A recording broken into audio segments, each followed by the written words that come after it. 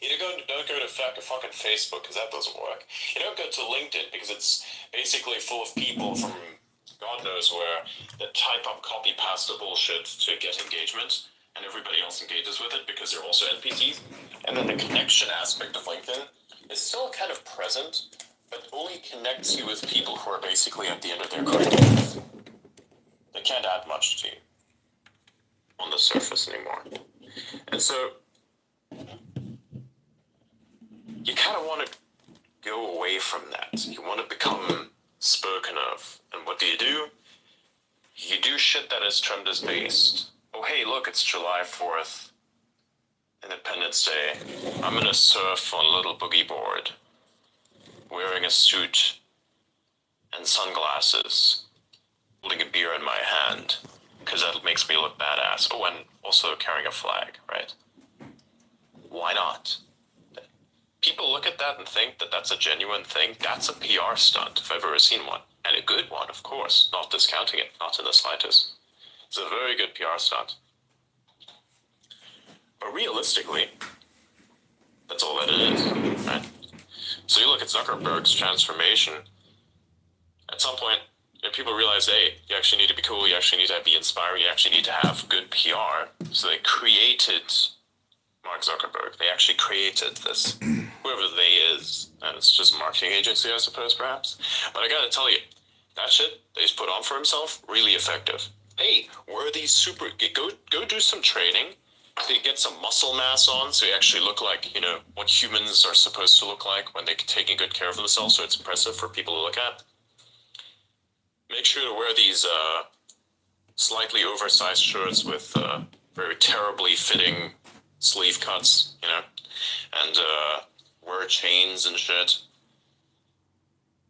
Have not really kept hair in this sense. And speak about things that are based. Talk about your relationships and how successful they are. Makes you very admirable. There's a relatability. There's a thing.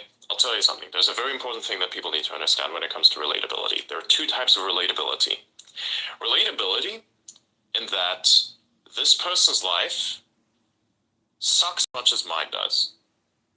And then there's relatability in terms of that person's life is fantastic. This is what I want to achieve. And I'll tell you one thing. Many people, the majority, even if they're not consciously aware of it, are driven people without a goal. But when they see something that is better than where they are, say a life that is pretty cool, they look at that and they say, I want aspects of that. Maybe not the whole thing. That's why I said aspects. And some people may, in fact, want the whole thing, but realistically, the best you can do is get aspects of that. Say, for instance, that this person here has a multi-billion-dollar business, has a family, has a wife. You're like, okay, maybe I can have the wife part, especially not a massive bitch that cheats on me because she's basically a fucking whore. And I also want some kids. I need to treat these kids good, that they respect me naturally, because you can't really force that shit unless you're a piece of shit who is a narcissist. And then that's the thing. You've achieved something incredible. You have something now that's relatable to that person. Part of that struggle. You admire them perhaps even more so.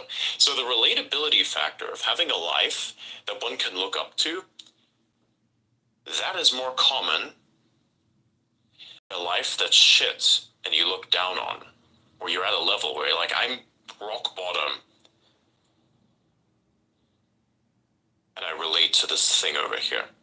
Like, for instance, why is the American Psycho meme so good? Why is the Giga Chad meme so good? Why is that a meme?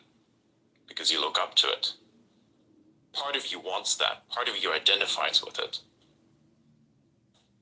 That's also, by the way, why the left failed, because they tried to take, the most unaccomplished individuals and, put them in the front and say, here, there you go, they just like me.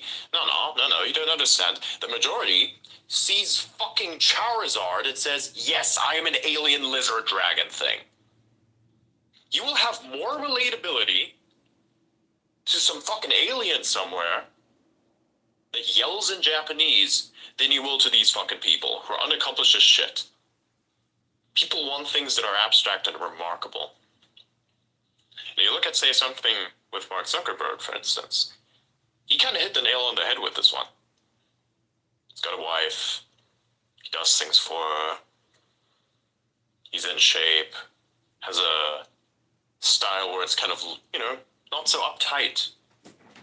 People like that shit. People look at that and they say, that's actually pretty cool. Even if it's fake, it doesn't matter. I'm pretty sure maybe it even isn't fake. But I'm just saying, it's a very interesting thing that all of a sudden all of that happens. But like realistically speaking, it is still a bit of a turnaround. And I think that turnaround is important because, the outcome has been achieved. People think he's cool now. Before, people thought he was like Lizard Boy, right? The majority thought he was Lizard Boy. Lives in an apartment. Has like a mattress on the floor somewhere. Everything's gray. Has no definable facial features or reactions. Doesn't understand memes. Is the Zuck. The Zuck sucks. That is the worst punishment of all. To not understand memes, dude. Some people, I don't know how they do it, but, dude, get it together. Exactly, that's what I'm saying. And now he's kind of turned that around. And doesn't it make him look a bit better? Yeah.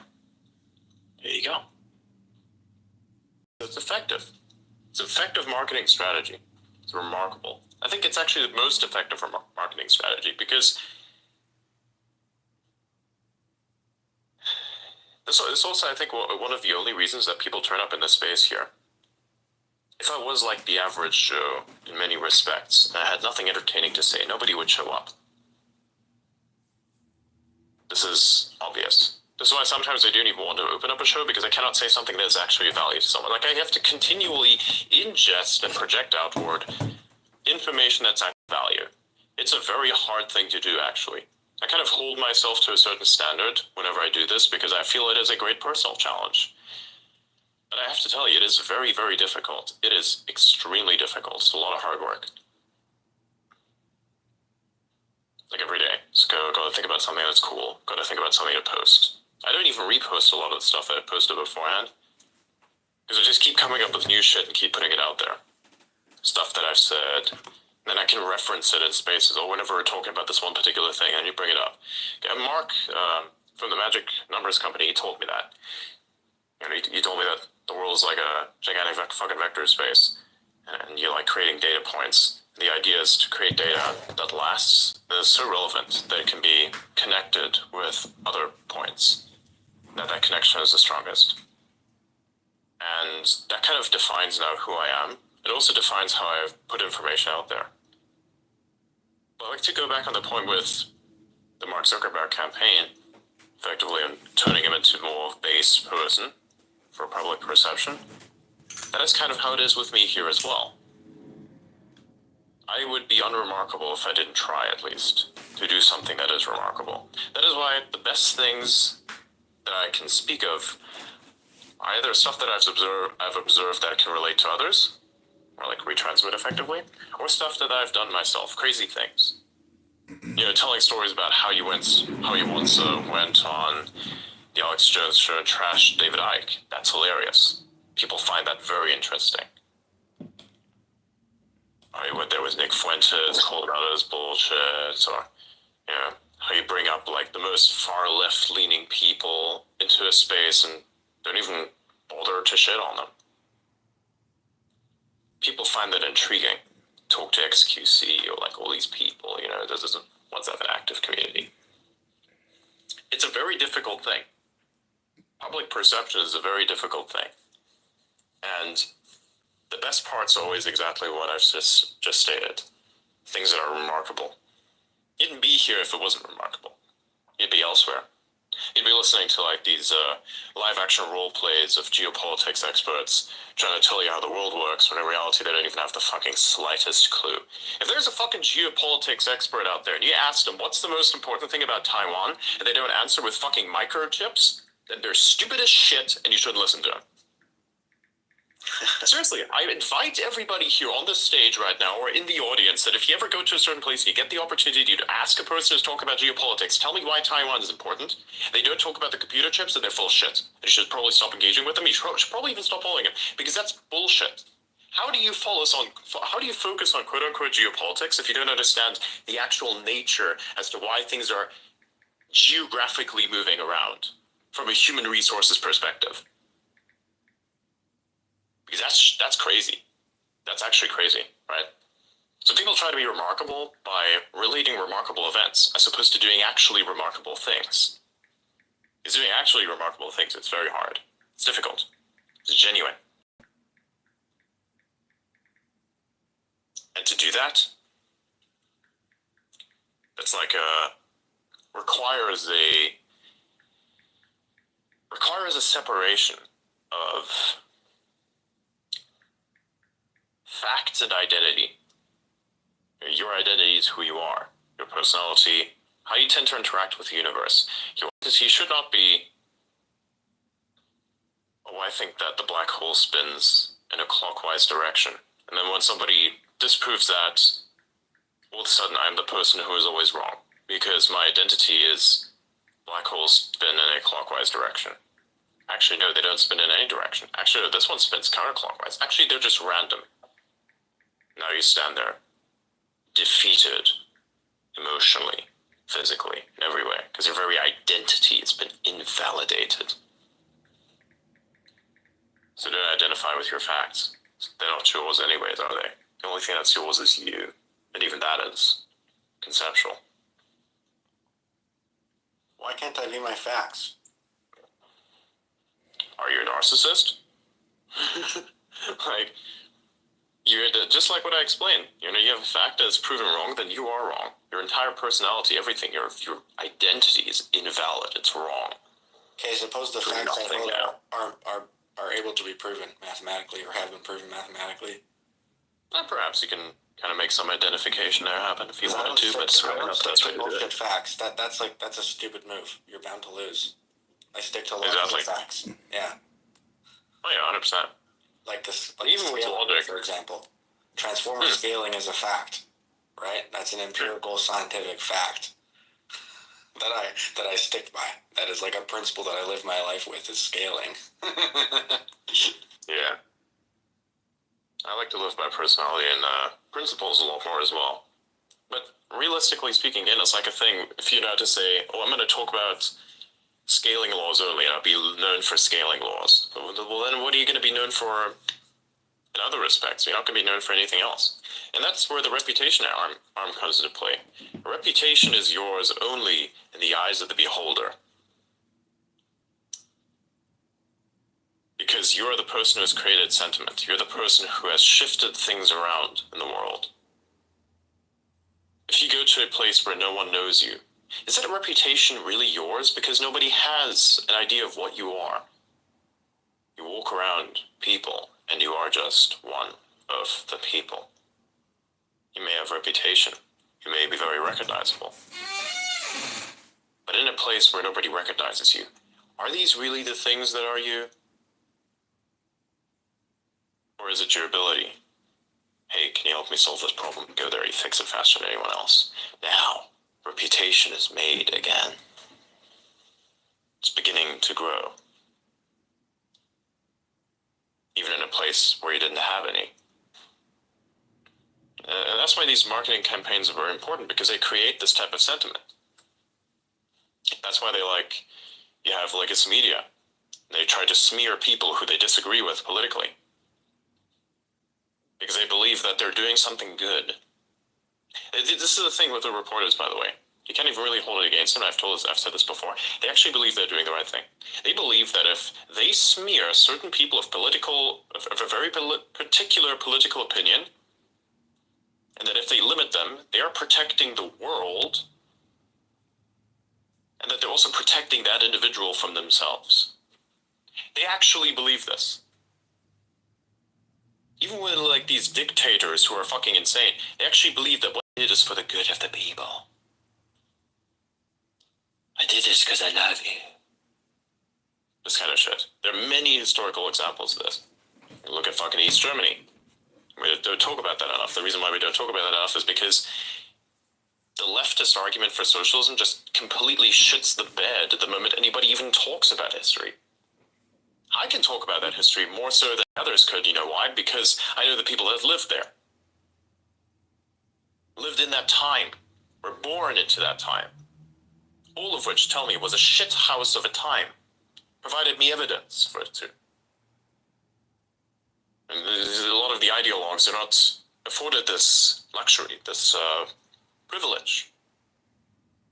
That's why they're ideologues. They're not real people. This is not an opinion that you hold. This is just a thing that's injected into your brain. It's not you. It's not real. If you identify that you're not real, you are nothing. You are a thing that has removed itself from any aspect of meaning. You have discarded it. Coward. It's a very strange thing for me to say. It's a very strange thing for others to hear. I'd imagine that potentially if somebody were to hear this from that particular side, they would absolutely despise me. But they wouldn't be there to listen at all because they prefer the echo chamber, because they could never listen to reason. They could never. Because if they did, they'd go insane. The only thing that binds their quote-unquote sanity is a delusion. And the fact that if you walk into a room with other people that bear that same delusion is that they will agree with you. Again, what is you? What is real? The reputation aspect. You know what I'm saying? You walk into a room of sentiment, somebody were to say you have a particular political opinion that's antithetical to everyone in the room, they're going to shit on you for absolutely no reason, even though they don't know your personality. It doesn't matter what side politically you're on. They will shit on you regardless because they're ideologues. They're not real people. I deny that. I deny them being real. You know why? Because they can't be. You can even tell me that I'm not real. Okay, then how real am I for talking to people who are practically the antithesis of myself? And that people would literally say, as the slang of today's Gen Z world, they would say, wow, he's a real one for that. Where do you think that comes from? People want things that are real. And sometimes people will buy things that seem real, like a artificial reputation. Sometimes the artificial reputation filters back into the person and becomes a real reputation. Now you can decide whether or not that's Zuckerberg or not. That is up for debate. We could have a debate, right? Actual discussion. But realistically, it's all about that. It's all about what's real. Are you real? Are you sure you're real? Are you your facts? Absolutely your opinions? Or are you real? Wait, was that Elliot? I'm absolutely not real. We're in a simulation, and I am a bunch of vector points that are interacting, and I am some emergent property of the universe that has convinced itself that it's conscious even though it is not. I'd say you're kind of real for that one, but I wouldn't deny that you're It's conscious. so bloody egotistic, it thinks it has free will too. That's crazy, hey? I would say we probably do have free will, you know? I think we definitely have that. You look at the universe as if it were this deterministic thing, and I think it is, but what if that determination was part whatever created it and part whatever lives within it? See, free will scares me. That idea, like many others, scares the shit out of me. Why?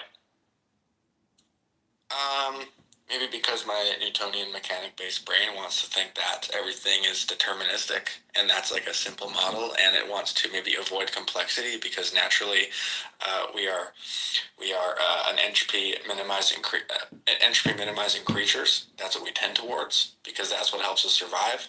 So I disagree. We're entropy minimizers because the stuff that we do to the world increases its entropy. Yeah, well, everything is going to tend towards that, even if you don't want it to. Like, it doesn't matter; it's going to happen, right? But our goal is to make sure that there are these energy pockets, which are ourselves, that allow us to maintain these useful states where there's like uniqueness in there, and there's special things that can happen to reproduce, right? So, I don't know, man. There's a lot of variables here. Again, it's a big universe. I asked my physics prof this question the other day. I said, why does the universe exist? It's so funny. You ask every single physics or math professor this question, they will go nuts, or they'll start like making fun of you. It's like, that's a stupid question. Shut up. Yeah. What a dull brain that must be for someone like that to answer a question this way.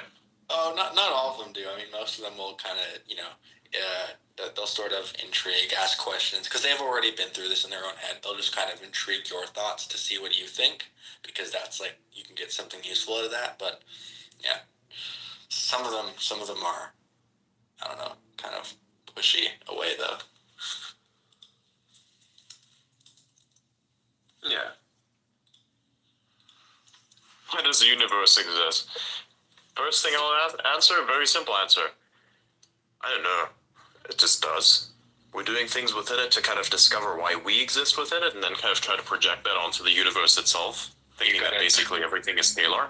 You got a default there you to go. Paul's famous answer, which is because. Just because, you know. I was watching this conversation with Joe Rogan. It happened 5 years ago, and that was what they ended off with. It's like, what's like the meaning of all this? And he was like, because.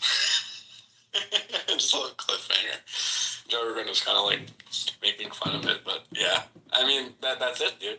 It's because. Yeah.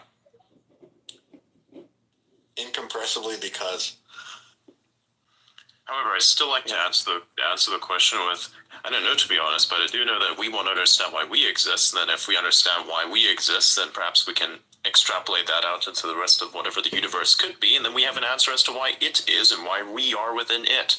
That's that. It's an answer in progress, you know? Who cares about us? What about the next version? I mean, what? Why are we? It's like, we're humans. We're just like one stage of this whole evolution thing, right? Look at what's going on. I disagree. Maybe it's about that, right? What about the bacteria? What about the meaning of them? They mean to defend this biomechanical thing that is your body from other things that themselves try to take you out to basically make you better. I know, but they're also a stage. We're very close to bacteria. We're very close to them. Not really, no. We're made out of cells. That's about as and carbon. That's about as far as we get. But you look at the process that it took to get the first cell, right? The first single-celled organism that was able to eat others, eat other objects, whatever it be. And then you step up. Yeah, but we are much more complex than that. In the way that we are so far removed from whatever bacteria is that it's not even a comparison. In the grand scheme of all possible life forms, it's not that outrageous. That jump isn't that crazy. Oh yeah, it is.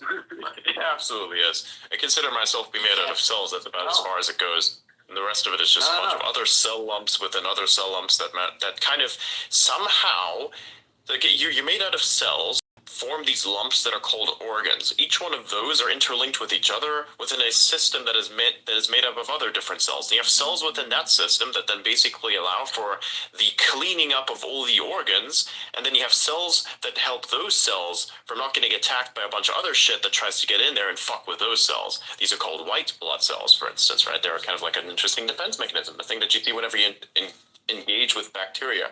You know, like say a bacteria enters your system, then you have a defense system that kind of like encases it in white blood cells and removes itself from your body like a plus. You know that poster where it shows like the whole spectrum of intelligence in the universe, and it's like, here's a monkey's brain and here's Einstein's brain, and you like pretty much can't tell the difference between the two. That's what I'm talking about here, right? Difference between bacteria and humans. Yeah, I think brain matter is like a bit different, but like bacteria and humans, it's a way brain matter. But again, the universe is so massive. And brain structure. I think it's cool to sort of speculate about this, but again, I think there's still much more room for the brain to develop. I think this is still early stages compared to what it could be if, you know, evolved properly and safely, and I don't know, maybe not destroyed by like nuclear weapons, right? So maybe they don't exist in the universe because the brains grow too big, so the entities get too smart, and then they end up killing each other with, you know, nuclear weapons and all this, right? Like the one planet species, but you know, there might be other organisms out there which have passed this essential great filter, right? There's a fallacy though. You assume that the people who want destruction are smart. They're actually kind of retarded. Yeah, I think this is kind of just, it's just one of those things that happens with any intelligent species, really. I mean, they're not just going to be the smart ones that are doing this. It's going to be, I mean, anything where you can get political. Yeah, so retarded people Like you ever like notice the most annoying people at school that never contribute to any value at all try to take apart the most productive person there because they're just an exploitative retard, and then like that upscales into the world. This is and then you have people that try to put themselves into positions of power, and it's not just human brains; it's every single thing that's ever lived. It's always like this. It's a counterbalance problem. Everything exists to basically create challenge. It's infinitely harder for the thing that wants to be constructive to work against the natural entropy that's thrown in your path, be that via diseases, disabilities, or so just chaos of the universe and other humans being absolute pieces of shit. And stuff like that. It's not war is not the result of smart people. War is a result of people that don't understand what people is and don't even understand themselves, to the point that they would not say, hey, I probably shouldn't destroy these innocent people because I can identify with the fact that they're innocent, and what if it was me in that particular position, but it is not, that's why I'm gonna fucking destroy them anyways. That kind of stuff. It is not very human to do this. It's not human to cause massive amount of destruction. It's not human at all. And it is even, and the smarter you grow, whatever smart is, whatever intelligent is also the ability for you to shape the world around you such that something cannot become a threat to you or even take you out if it is a threat that's already there. And that's the idea.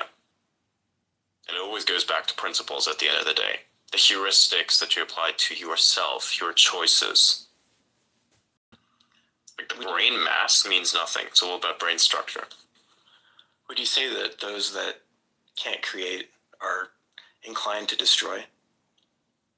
They're jealous of creation. They're jealous of anything.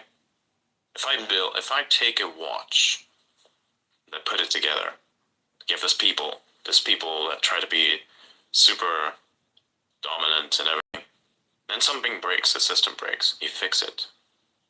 You fix it so fast, like they try to fix it, they could never even begin to imagine how to fix it. They try and they fail in all the most spectacular ways. And then you just go there and you put it together. And it's fixed like that. Like as if it is nothing to you. Mm-hmm. It was even more effortless for you to fix the thing than anything that they could even do. Even a physical feat, even if they were capable of great physical feats, the effort that it took for you to fix this problem that they couldn't even conceive of fixing was so little in comparison to all of that it puts all of their achievements to shame. Makes them angry. Hey, this thing is bigger than me in this capacity, and I want that. So I'm going to destroy them, so I'm the only one that remains, that now has that. That's how it always goes. Mm-hmm. Even with me, I started growing on this platform, people trying to tear me down. They failed. Because I'm better than you. But that's how it works, right? The real smart is about utility. It's about resilience. And if you can't survive that, well, then you're lost. It's annoying. It's terrible. It's shit. But there will always be something that tries to tear you down. Always some miserable force that wants to tear you down. For absolutely no reason at all. We'll try, anyways. That's interesting. Earlier we were talking about achieving great things, and it seems like sometimes when you set out to do something, maybe like that thing's never been done before, or people think that it's impossible. Do you have thoughts on how to approach something like that? Not really. Just do it. Yeah. And see if you fail. I mean, maybe there's a thing where you say, what if I fail? Could I sustain the failure? Perhaps. Or you look at an insurmountable challenge, something that really hasn't been done before. You're like, what's the value of me doing it? All right, let's do it. I've done a lot of things where it would otherwise just seem like it doesn't make sense, and I did it anyways. And I'm like, I'm glad that I did it. At least I tried. Even if you failed, at least you tried. Be damned if you didn't. I'd be damned if I didn't try. Interesting. How do you really prepare yourself for what you're not ready for? It's almost like as if you're never ready for anything. True. Very true. I was never ready for anything. I just did it. I once encountered this problem It was a big problem in my life. Subconsciously, I believe I might have been ready for it. But consciously, I never expected that that is something I had to deal with. If I knew that that was something I had to deal with, I probably would have never done it. But I did it anyways. I practically went to war. And I won at great personal cost to myself, of course. More of like the price of sanity. I gained so much, though. I wasn't ready. I didn't think I was gonna encounter that. I made a very simple decision that I thought was going to be reasonable, logical, and would have a simple conclusion. And it did, but the complications that came with that decision were inconceivable. I did not think that they were going to occur. I thought of everything else other than that specific thing that ended up happening. And the damage that that caused. I don't think I was ready for that. I just did it anyways, and it surprised me. Boom, surprise, there you go. You got it. It did, however, end up being one of my favorite victories. You give it time, the trouble heals, and the emotional cost is replaced by currency of a better experience. But leading up to it was hell.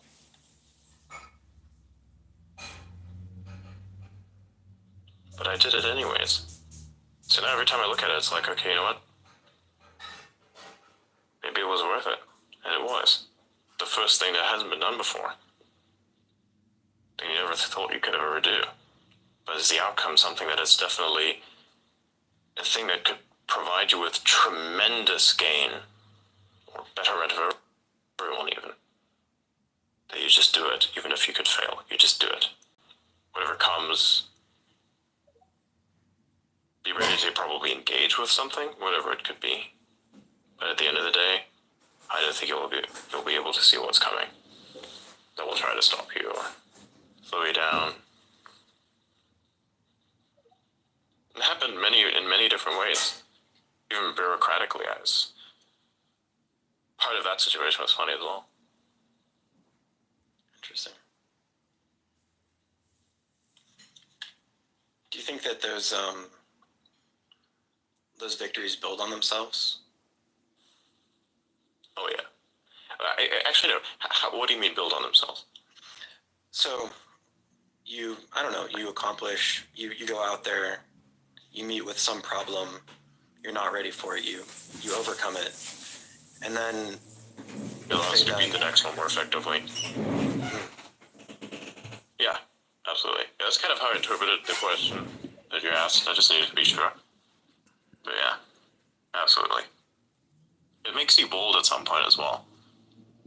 Victory is emboldening. It's remarkable. Especially when you've defeated something that tried to destroy you so heavily, but you were still better than that force that tried to beat you. You were better. Fuck you. Like, that is remarkably emboldening. It makes you a better person.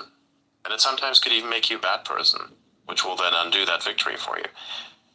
But a better person in terms of principles and the shaping and the strengthening of your will, this it will grant you if you are a good principled individual.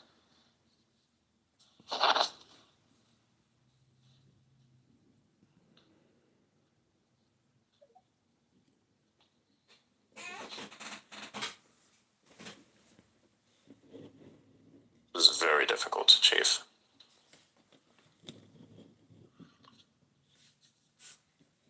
Yeah, Almost it's impossible. like an inertia maybe. Yeah. You could say that. It makes sense. Do you then see yourself kind of removing inertia blockers? Like, I don't know if you've experienced this or not, but sometimes I'll run into even small things and it's like I'm going to get something done, and then I've got to reinstall my operating system or something. That's a bad example, but things that come up in your life that are even just small inconveniences. Do you see yourself optimizing those away, or do you just learn to deal with them better? Sometimes deal with them and then optimizing them away. It depends on what the block is. Some blocks are like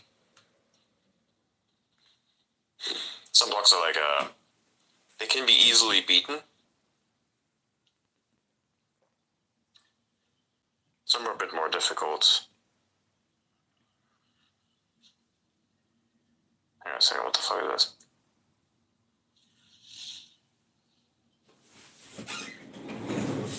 So cool.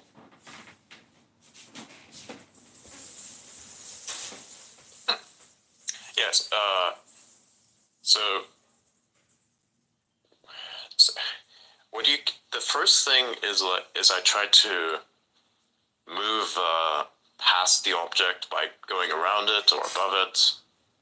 If that doesn't work, try to bargain with it. If that doesn't work, well, I mean, it's not going away.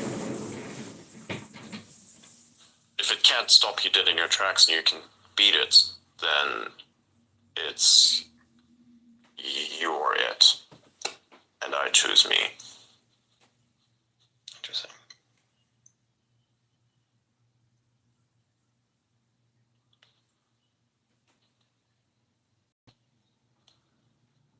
It's like the people that go into nature.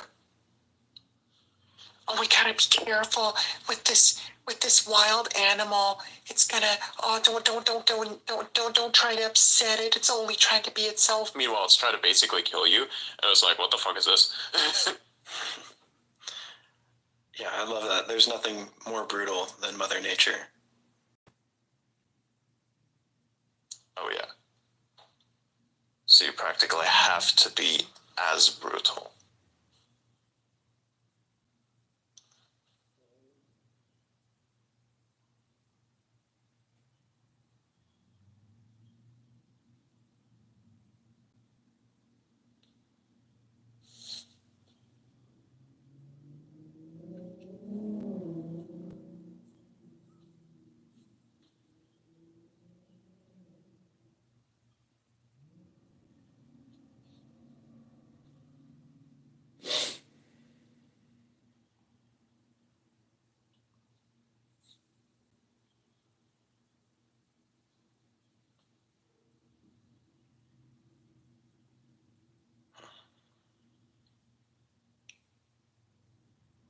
Oh damn.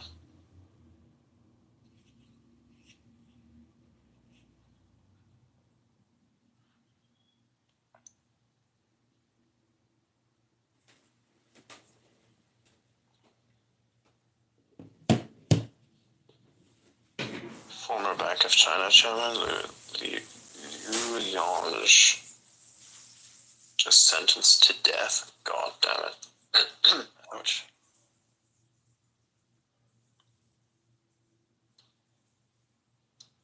Wicked.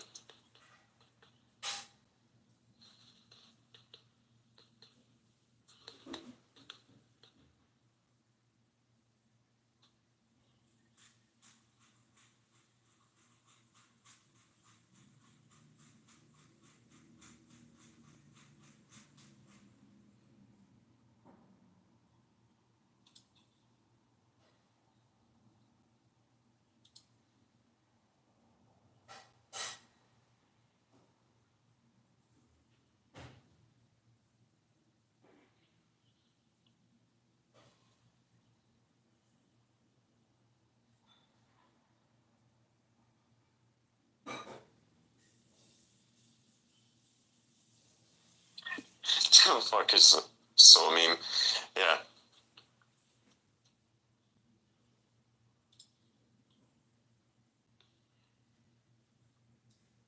You know what I find is great as a form of tragedy is when humans accept the basic explanation that is plausible but not realistic.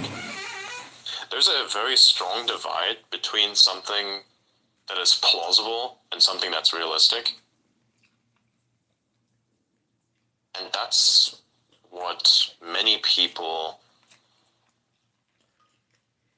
often don't see and don't understand. You accept any kind of answer, you don't look into it further, and that's it. You've accepted the thing that is plausible. But if you looked at it realistically, it doesn't make sense. It just still doesn't make sense.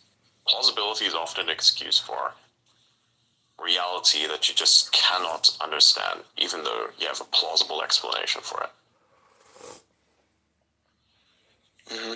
Yeah, exactly. I wonder what the plausible I wonder what the realistic explanation of demons is. I think them things realistic. I've seen a couple people who could be considered demons, I think. Oh, not people. It's yeah, okay, perhaps people. I don't consider it people. So I consider it. Andy. Did you guys see that? What's it called? There's a priest or something that's super wealthy and had that crazy video look. That guy could be considered a demon. Like, Yes. hold on, Adrian, I'll send you the link. One I second. know what you're talking about. You're talking about like the priest or whatever his name is, the pastor guy. Oh, that's motherfucker. Yeah, I think he's like a demon. He bought a jet. That's what it was. And I don't think the eyes, the look. He's like, I don't think that dude's a demon. I just think he's the religious version of Alex Jones minus all the stuff that makes him base. Yeah. no. I think we're talking about two different things. Because like the look in his eyes when he was like, I had to buy the That's jet. exactly what I know exactly who you're talking about. That's what I'm saying. There's a bro that thought, hey, I think I can explore, I can exploit the boomer generation that's locked into TV by becoming a televangelist, and just gets trippy on the power. It's like as if I went full autistic mode and never came out of it. I just accepted that's my reality now. You know, like whenever I become super unhinged and shit, if I were to like say never exit it, ever,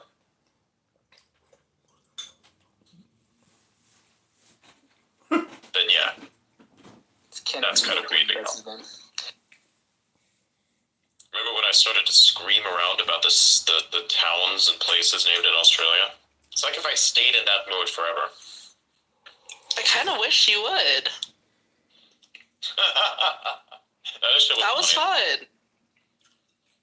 Everybody else was thinking it was going to be breathless. I'm like, no, you don't understand. Insanity powers you in ways that you don't have yet. You probably haven't experienced yet, so this is going to like last a while. Probably as long as I'm able to verbalize whatever insanity is currently taking hold. Seriously. Dicky point. Really.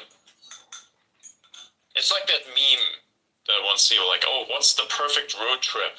And you could go to these different places that are named after, like, body parts and sex positions. Or whatever that is. But seriously. Think about it.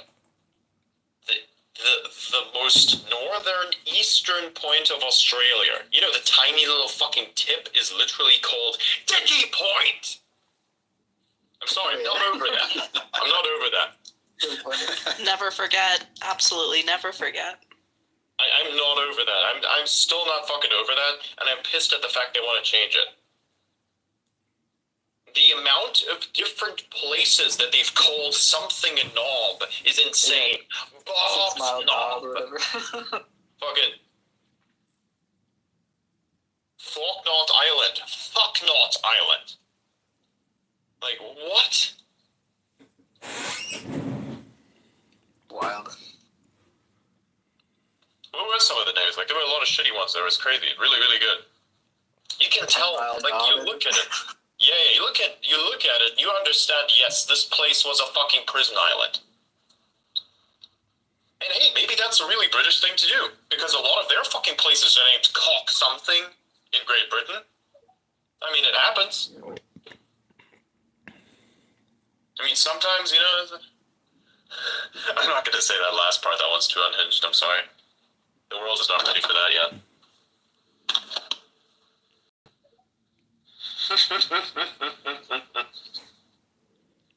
Dude, imagine if one day I become like political in nature, like I am part of some policy making thing, there's like this busy life spaces, and they join into it, and they're shocked at the nature of what this person is. This is a person who writes your laws. Oh my God, how outrageous! And it's like every single thing you say, you already know it's going to be in the paper the next morning. It's like, yes, I did in fact say this, but I said it within the specific context. Would you like me to elaborate again, or would you like me to go and play the recording? Would you like to have some more of that later on? Because in a couple hours, I'm definitely going live, so you check that out. Can you imagine if I fucking pull that stuff? And you have to do it in such a way that you're not trying to insult anyone, that you're just basically trying to be extremely helpful and articulating what exactly it is that they're incorrect on. Be very constructive, just like this. Talk very normally. Be very open. Be very okay. Don't be pissed at all. And then recite stuff. It's just like what Senator Kennedy did. Where he said, just for the record, I would like to have everybody know that I did not call Senator Sanders an ignorant slut. Yeah. He does go unhinged himself sometimes. Remember the time right after inauguration where he was in front of a bunch of people there, and he said something about the goat's milk latte drinking, like it was like, oh, he's goat's milk latte drinking, avocado toast eating insiders elite. I think that was fucking hilarious. That was really fucking funny. It was great. My car don't run on unicorn urine. Why are we sending money to countries that hate us? They should be able to hate us for free. I swear that line was great. Exactly. Well, then when they wanted to say defund the police, oh, that was great. When he responded to that, said, "Oh yeah, the next time you want help, call a crackhead." That was wonderful. So something like that. That would be a great future. I'm pretty sure people would really, really enjoy that. Wasn't that like one of the parliamentary members in Australia? They basically had a process go through for some sort of bill, I suppose it was, and they were taking as much time as they could. And then some of the members asked him, "Why are you doing this? Why are you making the process so extraneous and long?" And then the bird just stood up and replied, "Well, to be honest, do you slowly." Marvelous. Just marvelous. Nobody knows what that means, except that they do. But admitting that you do makes you the more fucked up person. Because like when somebody says, "Oh, I know exactly what you mean with that," then you ask them, "What do you mean with that, actually? What's wrong with that?" "I want to do you slowly." What exactly do I mean when I say I want to do you slowly? What do you think it means? I want you to define exactly what you think that means. I'm really curious because I sometimes don't know myself. I would like to have some determinism in my life, so could you please explain that to me? And then all of a sudden they have to like walk back, and it's very embarrassing for them to do.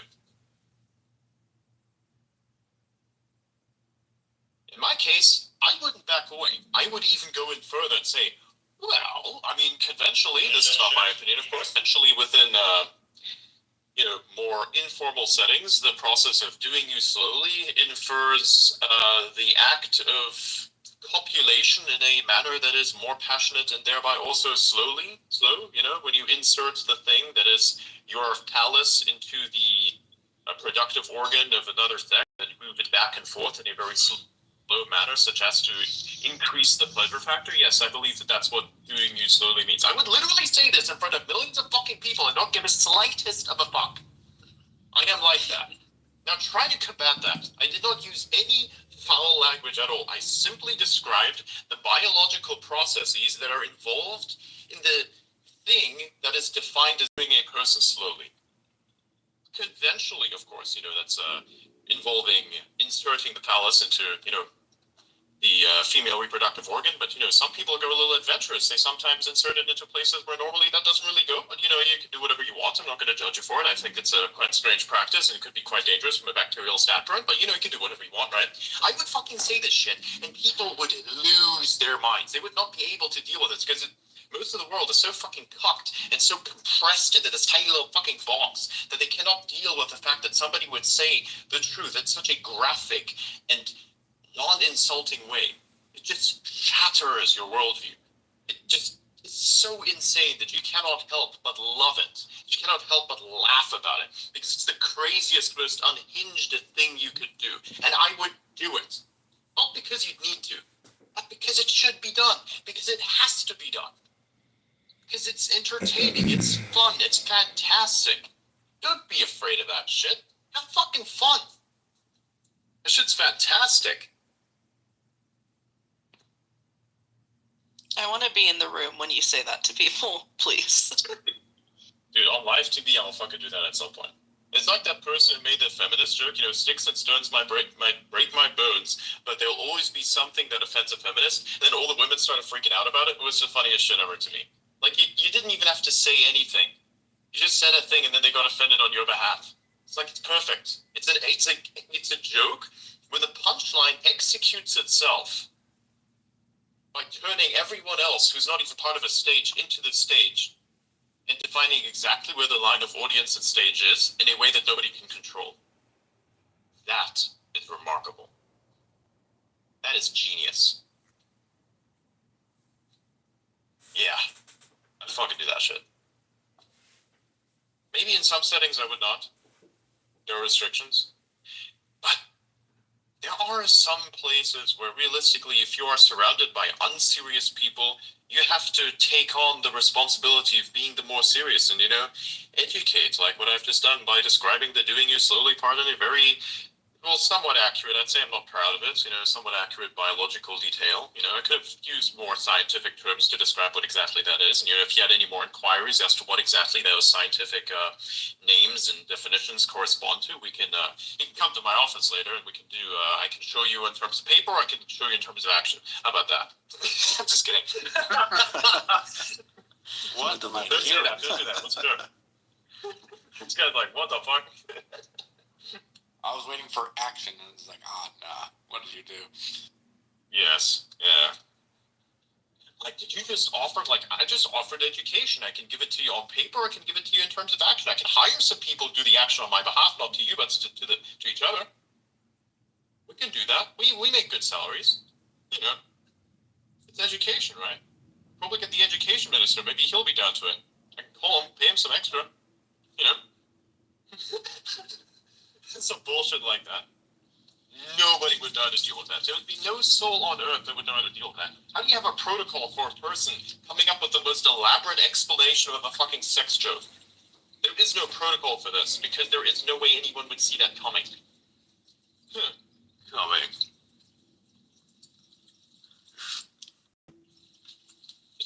It's an implausible thing. It just happens. And it's a thing that people want to see happen, you know what I mean? Like, there's genuinely a demand for certain occurrences where it needs to happen. You know what I mean? Various entertaining outcomes, me meeting Elon, for instance, and, you know, going on to Alex Jones, blowing people's minds. There are, like, certain things that people want to see happen, just to see what it would be like. There's an inertia to this type of stuff that is marvelous. It's the law of the entertaining outcome. Precisely. Synthetica sounds interesting. He sounds like if Elliot and Blythe were the same person from a vocal perspective. Is that just me? I don't know. Kind of sounds like him a bit. Just a little That bit. is a compliment, yeah. Oh yeah, of course it is. Of course it is. Yeah. Oh, I do hear the Blythes in there. That's funny. I'm like, this is Elliot or Blythe. No, it's both of them. I It's spoke before. It's an AI mixture. Wait, what happened? It's an AI mixture of their voices. It seems to be, I wonder who has the temperament of me. Well, yeah, of course that's Elon, but what am I even asking this fucking questions for? Who would be my doppelganger? And I'm like, every time I'm thinking to myself, oh yeah, right, that question has already been answered.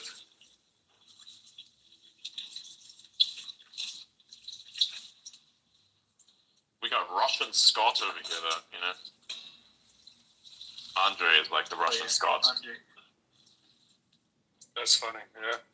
You fucking, the first time I heard you, I was like, wait a minute. This guy sounds like as if Scott tried to put on an accent. What's going on here? You know? That was so funny to me the first time I heard you.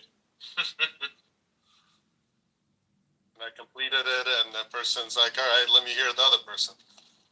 Exactly. It was so funny that we even got you like two on stage, and then it's like, oh, I'm talking to Scott, no, the other Scott.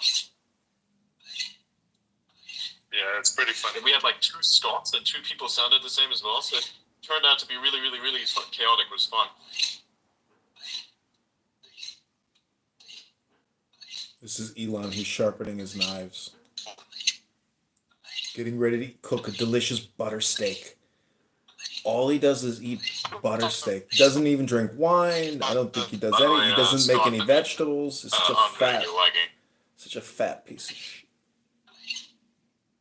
There he is, Elon, Adrian Dittman, staking his knives, sharpening his knives.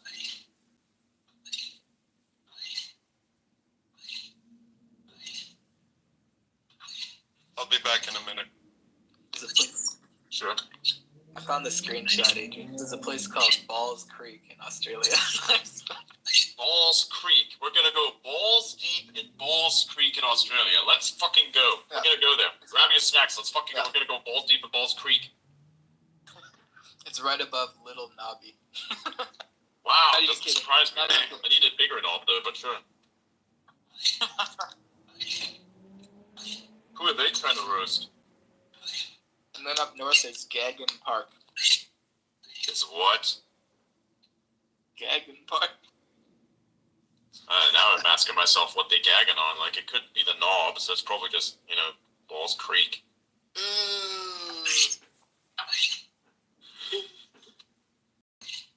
How Oh, that that's guy, right. guy's dirty hole. Yeah, You that found also it too. is.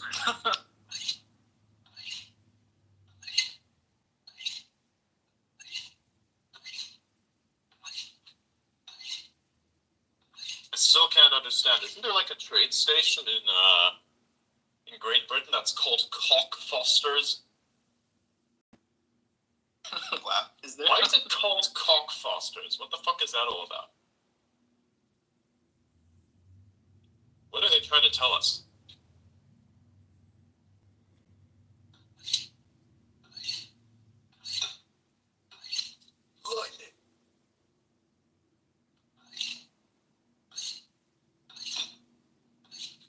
Has any of you seen any UFOs lately? Not lately. When I was younger, I did.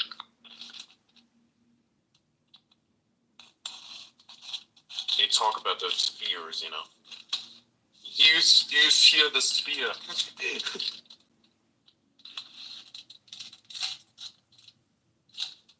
When I was a kid, aliens was a very interesting thing because they always pictured these things as some sort of fucked up force that would come to invade you and that would fuck you up. And I felt that was a great tragedy. Until I saw one movie that really was great. And you think, the way that you came to liking the whole alien proposition was because of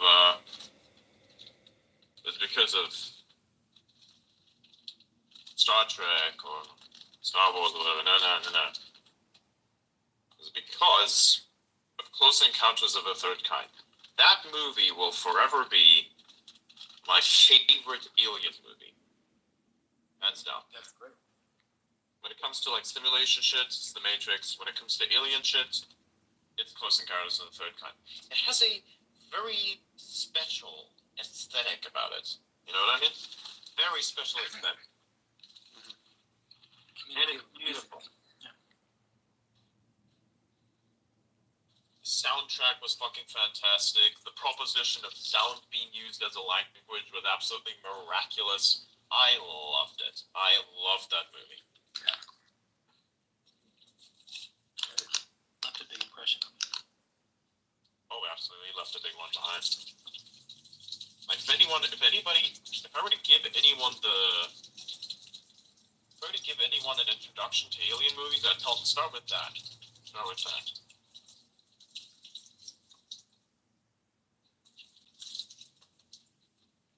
Because They really hit the nail on the head with that one. That's for sure.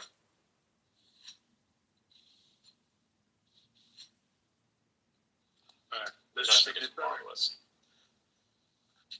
Did you guys all see Bob Lazar's movie? The new version? Well, relatively new. No.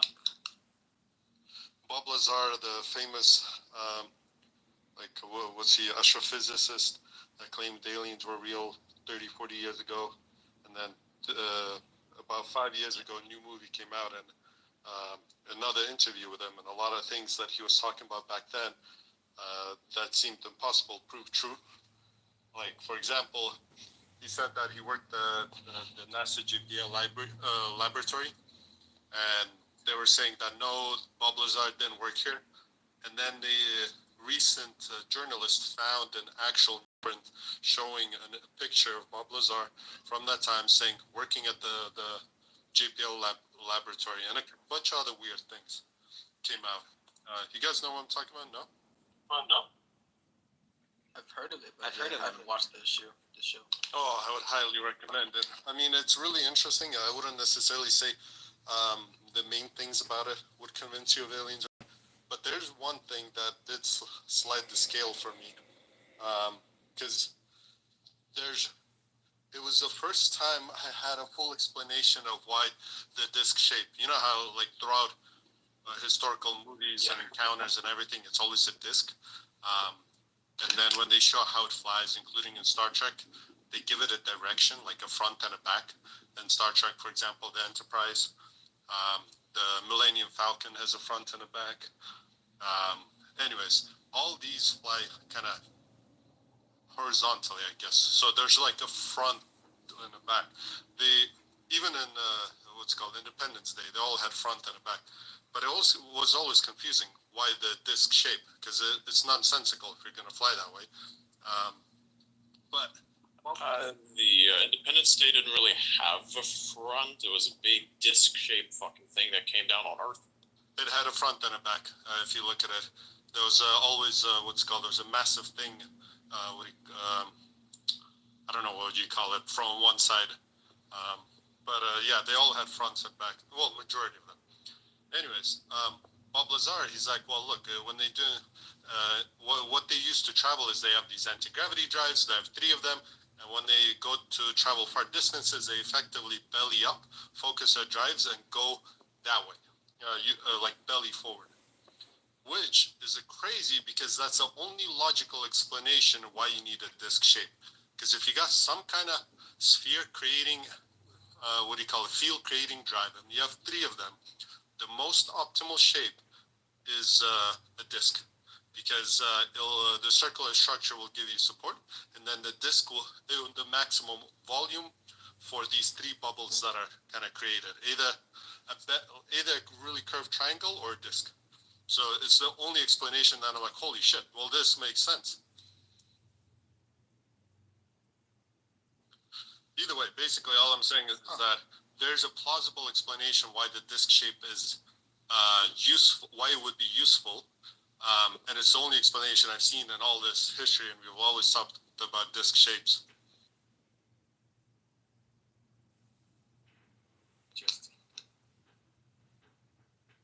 No, Independence Day did not have a front and a back. You have to show me that one.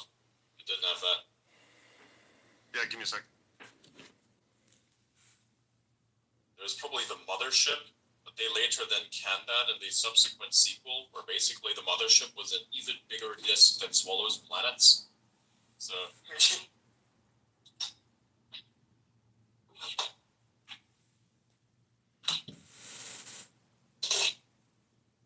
we go.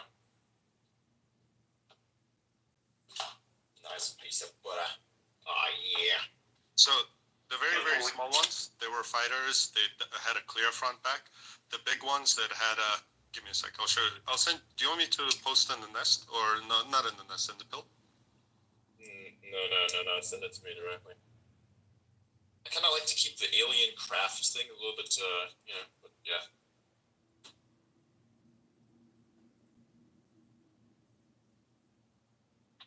Where's my salt? Oh, that's where the salt is.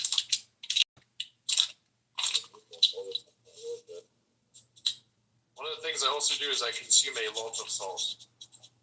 People have fear about salt and what it does to you, and I'm like, those fears are unwarranted and bullshit. Yeah. You should look at the people who are afraid of eating salt. Get back to me after that. You probably realize that maybe you shouldn't be listening to that. If Bill Gates had a six-pack, maybe I would listen to him. But he wants to tell me about what is healthy, but looks like he's got some bun in the oven that's developing there. Okay, I'm not listening to that. Sorry, like that's not happening. You know, look at what I eat, and then eventually, you look at my profile picture. That's what I look like. There you go. That's what I'm answer. Well, like Freckle sent the meme. Giga chat. I'm Giga chat. You're a combination of your profile picture and the Giga chat. Hey, we actually need to make that as a meme. Like actually the meme. Was it that what I posted yesterday? It was the Giga chat with the chef's hat. Oh yeah, the Giga chat with the chef's hat. Yeah. Somebody should put my face on the Giga chat. I could probably do that. Put a chef's hat on top of that. I'm on the Adrian diet as well. How are you feeling? Great, actually. Surprising. How about that? That's fantastic. So you got like 2 people on the Adrian diets, and thus far, good reports are coming back. 100%.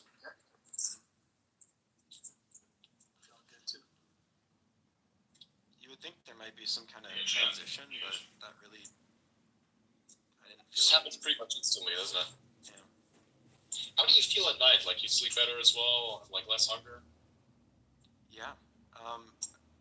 It's remarkable actually, because I guess if you eat. Anyways, Adrian, I sent you a picture of the City Destroyer. The mothership is even more oriented. The City Destroyer is the most disc-like shape, and even so, it has on one side the opening. Oh, cool. I'll look at that in a bit. Go ahead, Santag. Yeah, so it helps you control your hunger a lot. It just fills you up, and then you're not thinking about food for some reason. Fascinating, isn't it? You're also eating a decent amount of butter, is that right? Yeah. Butter and then eggs in the morning. Oh, do I not? Oh, I don't hear him. I'll drop down. Oh, yeah, good. Oh, yeah, that's good. Eggs in the morning. I should eat that as well, but, yeah. I only eat like once a day now. Oh, wow. And it's steak. I have steak. No hunger problems. I actually figured out that I don't like to eat much at all, and that I don't even need to eat much for like practically days. Which is fantastic. That's interesting. I guess a lot of people think that's sort of how the primal man was. Oh yeah, it definitely was. They had to survive somehow. They didn't always have access to food like the way we do today. They had to forage for their food. If they didn't find it, well, if they were to rely on having to eat every single day, well, they would die, so... I have a theory that it actually changes your mental outlook a little bit, too, if you've gone a couple days without eating. There was one point when I was doing some survival training, and it had been, I don't know, a week or two without any real food. And we were getting chased by these wild dogs at night. And normally that's like a distressing situation. But when you're hungry, like that primal person kicks in. And you're like, we could eat that. Yeah, it's not food chasing me. And we did chase them and they ran off. So it's an interesting, that's an actual mental change that you're getting, just spacing out your meals a little bit. That's It's good to fantastic. hear you synthetic. How'd you end up in a situation where you were chased by wild dogs? It was I fucking was doing Hampton. survival training. Could have been Hampton. Please don't scroll. How far in the wild? So it was, I don't want to be too specific, but, like wild enough that it was, you know, probably, it could have been a dangerous situation. That's crazy. Well, technically where I am right now, yesterday there was a bunch of coyotes. They ate something here for like 200, 300 meters around. They were laughing and like howling. So, Sorry. yeah, exactly like that.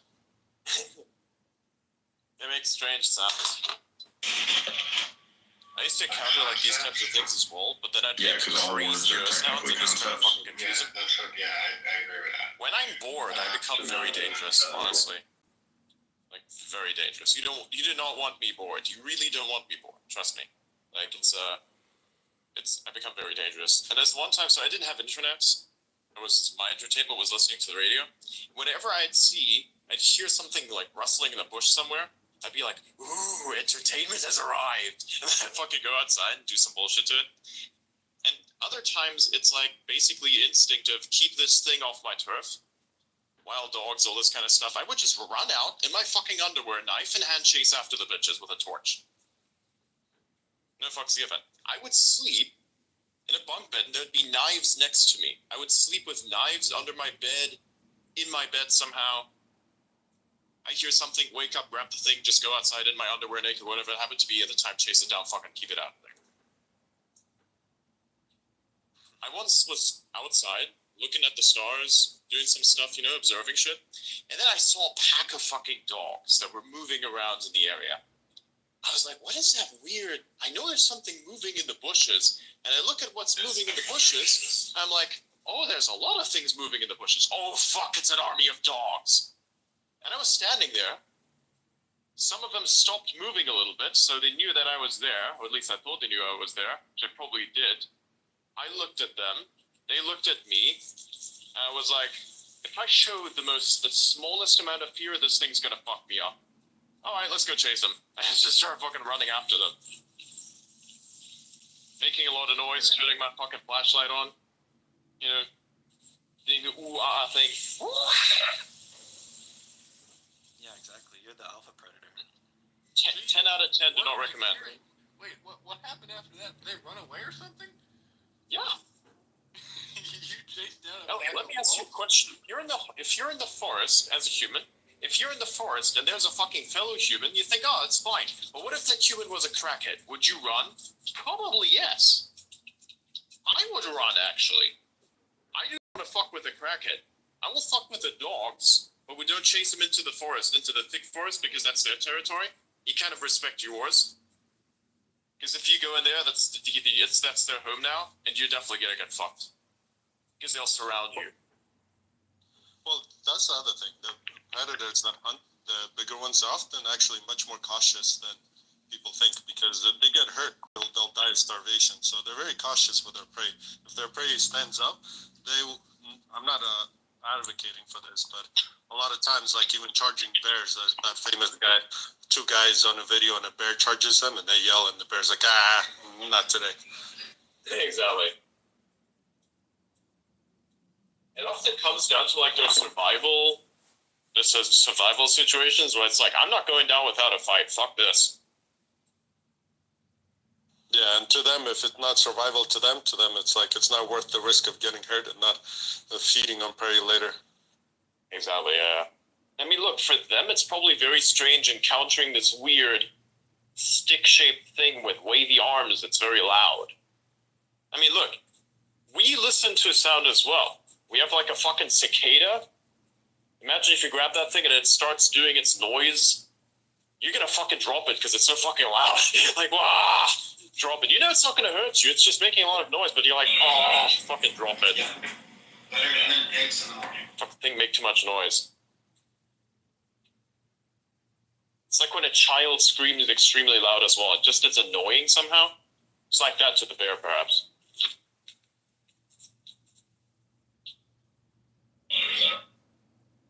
I wonder what your neighbor thinks.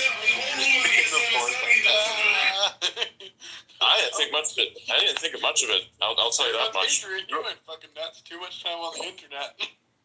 No, see, this is during like a time period where there was a bit of a resource crisis, and so a lot of the dogs, they used to have hunting dogs, so then all of the dogs would be let loose because they couldn't take care of them, and they wouldn't kill them, and so now you had packs of trained dogs roaming around in the wild, and you're like, well, that's fucking great.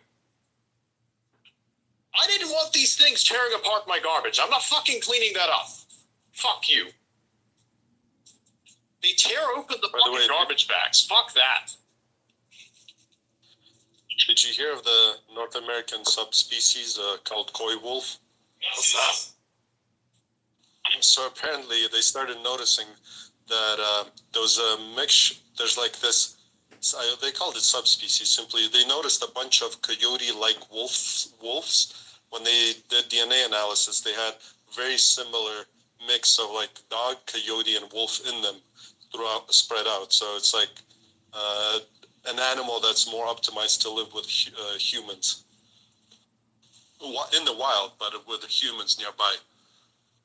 So more or less scavenger than like an alpha predator.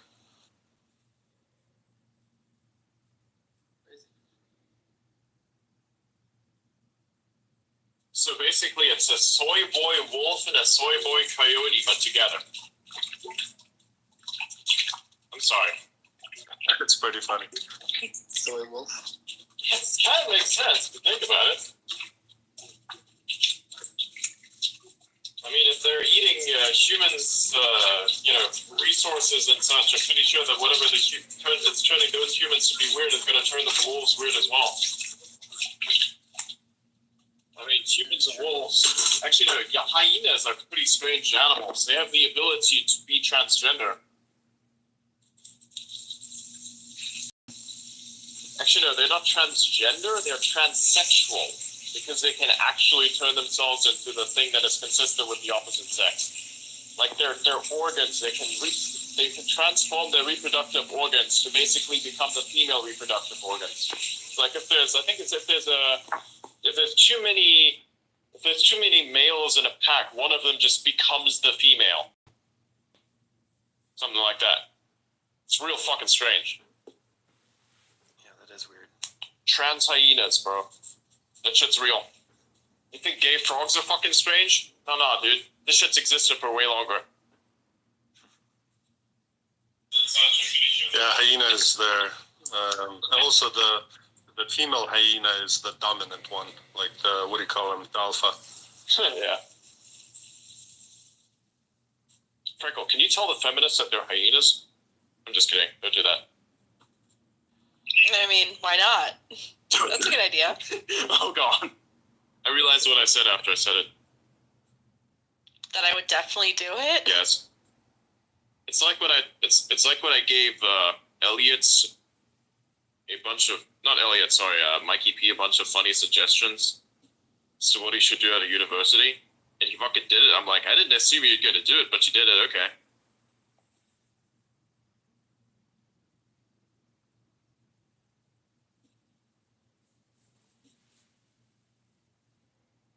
I'm just trying to think of how to word it and what to say. I'm very tempted to give you that answer. DM it to me, please. Oh my god.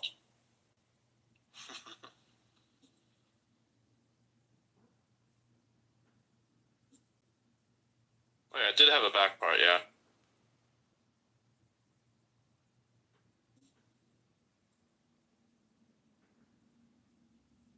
What the fuck is that fan mail? Bro, what? I am posting that tomorrow. Bro, what the fuck? Yeah, that caption is perfect as well. What the fuck?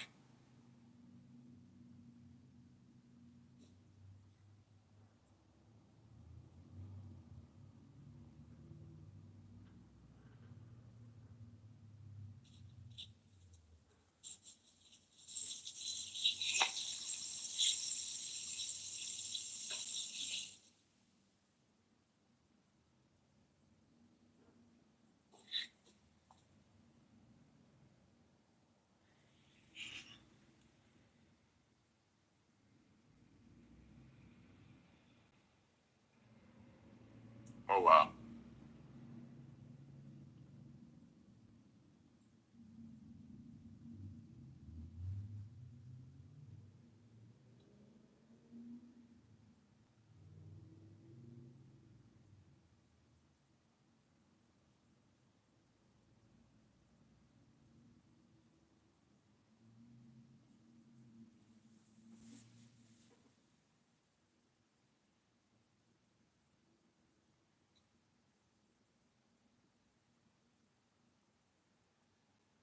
What the fuck is this?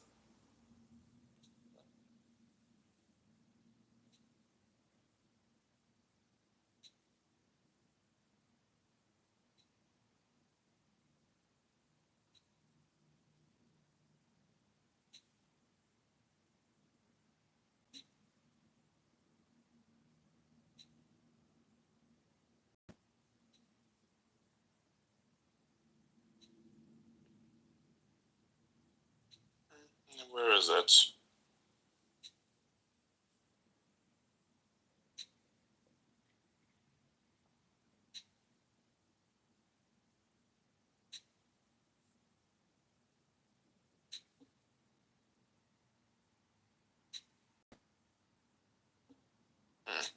I'm gonna see how well the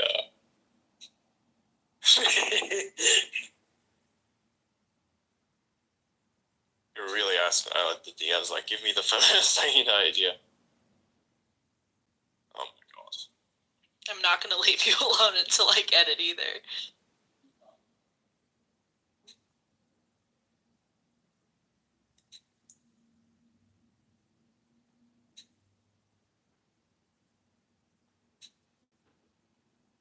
No, the answer to that is something that's so fucked up I cannot speak it.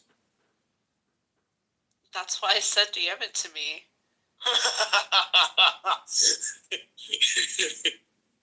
Hey, that would be an interesting way to get beyond it. You know, oh my god, I have unspeakable. There's unspeakable evil. Ooh, then write it down for me, please. Yeah, or like, Discord it to me or something. Oh my god, yeah. Why are people sending me pictures of photoshopped GigaChat Elon? What the fuck is this? Jesus.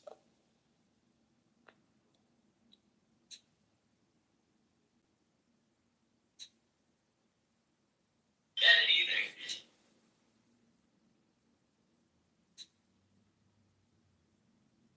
Wait, what?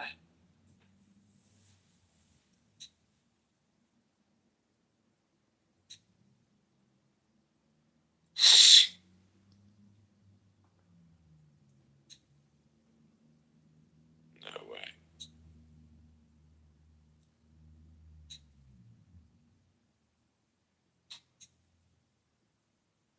Bro, I just installed PyTorch in 2 seconds on this thing.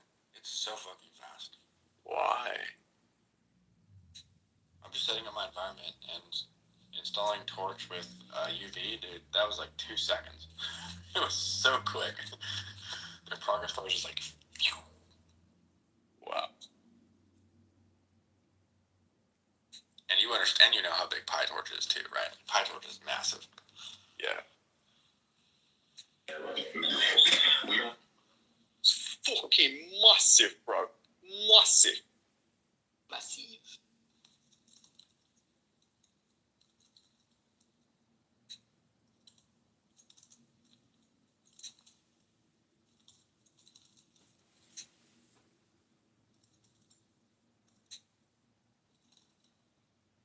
What is the purpose of this account? I'm looking at the big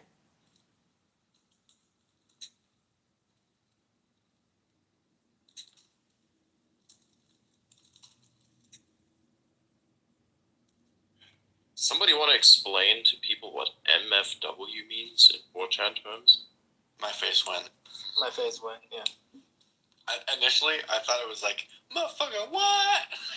I know, yeah, same.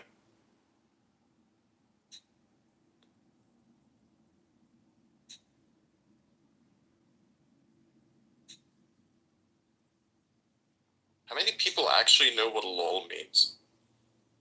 League of Legends. Everyone, I hope. Is this another one of those underage tests? It's old school web speak. Wait, Adrian, you got to be playing, right? What do you mean? LOL. No, people know. Some people don't know what LOL means. Yeah, they just know that it's funny and they laugh about it. Who are these No. people? Elliot Man, League of Legends. The stuff Musk just got asked about, and he's like, the space industry will crash if I play League. Yeah, he said it would damage the space program if he started playing Yeah. League. Oh yeah, A little bit sure it's the so toxic. vlogger or whatever from Trump's granddaughter, Kai Trump. Yeah, that one. Yeah. Yeah, that was pretty funny. Yeah, I think it's good she's doing that. Kind of shows like what the life looks like for that. It's pretty interesting. Not gonna lie, the private jets kind of make me jealous, but other than that, it's cool. Well, all I'm saying is create that AI porn company and you'll never have problems again. Yeah, exactly. I just effect out of this. And okay, we're live. Please don't scroll. You can be like the AI version of Andrew Tate. You're like a tech founder, but when people ask you what tech you founded, you'd be like, well, I mean, it's a little bit but it's not safe to talk about. I'm under disclosure, you know.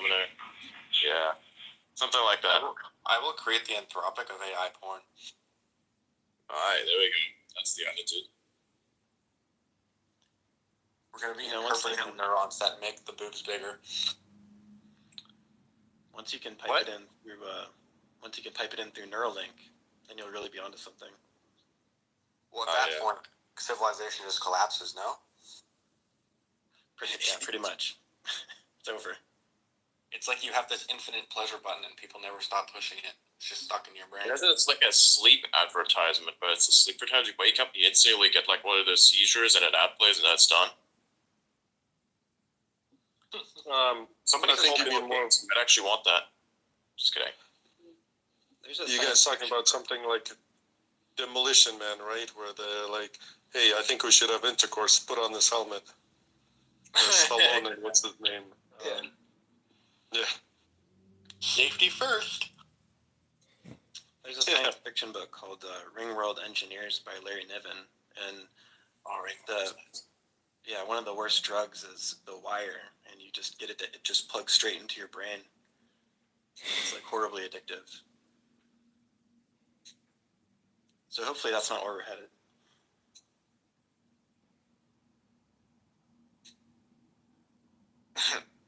I'm just trying to become a big content creator one day.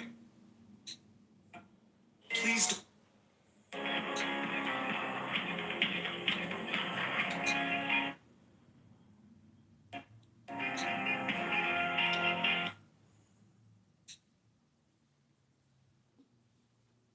Damn, that shit got deleted real quick.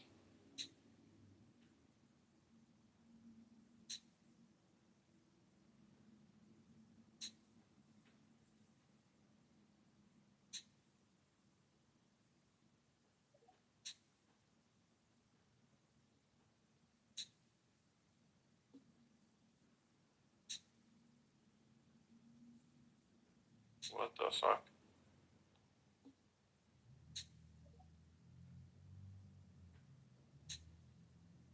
Oh my god. I'm just looking at stuff.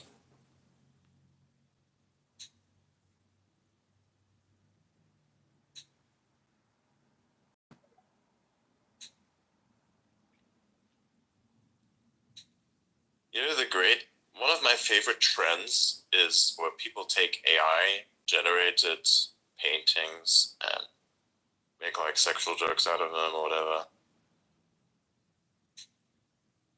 And it's like, these nuts.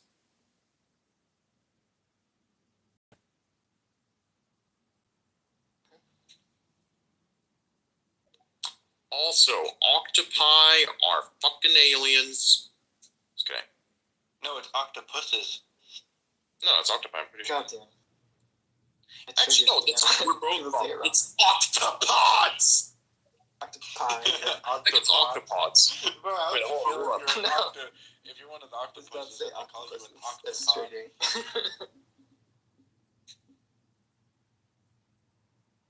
It's a pot of octopods. It's like the what's it called the Pirates of the Caribbean, 9 pieces of 8.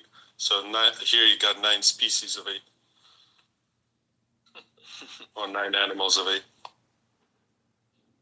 Octopods taste pretty good though. Sorry, the octopodes. Octopodes. So technically it's octopus as octopi, but also from the Greek it's the octopodes. Hey, would you like to come and go into this ocean? You know, the octopodes are very nice this time of the year.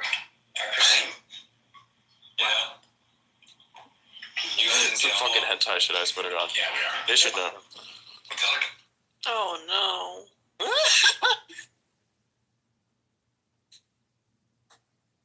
Can y'all leave that out of the AI thing, please?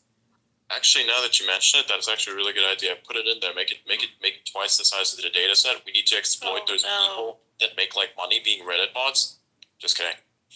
Okay, you better. Bro, what is this? Is this? You better know some weirdos to annotate this data for us. I'm not doing that shit. Is this deep AI from the boys? No, you gotta, you gotta teach me how to annotate the data. I will do it for you because I have no. It doesn't affect me. I'll scale the neural net that learns features about the tentacles, and you'll make the tentacles. No problem. Actually, there Sounds like needs to be making. There's endless amounts of fucking furry hentai porn out there.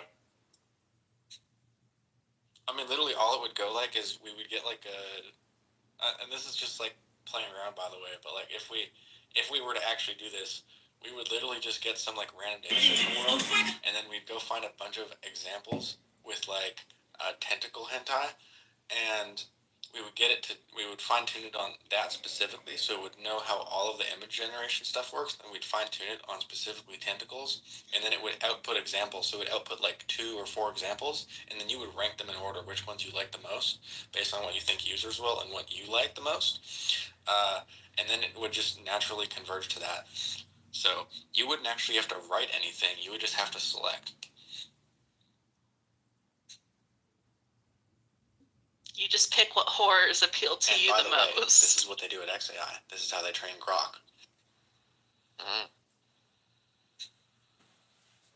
Feed it a shit ton of facts, trillions upon trillions upon trillions of tokens.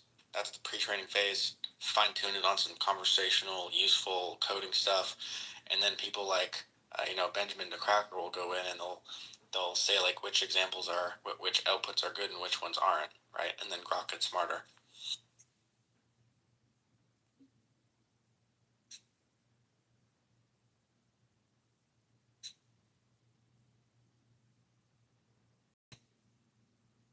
President Trump talked about his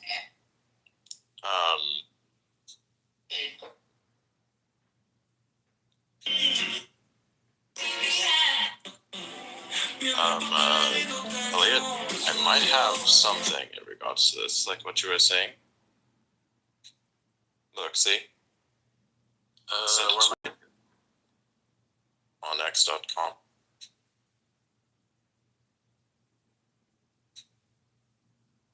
I'm sending it.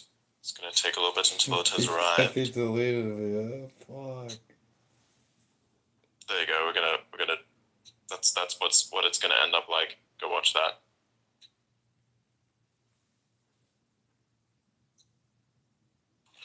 Adrian Blythe, thanks for having me up here. Freckles, Elliot, Synthetic, there's see you guys. I'm gonna drop off. See ya. See you later, Andre. That's awesome. Well, what's that, Elliot? I said thanks for popping in, Andre. Glad to have you. Oh yeah, definitely. This space is always fun.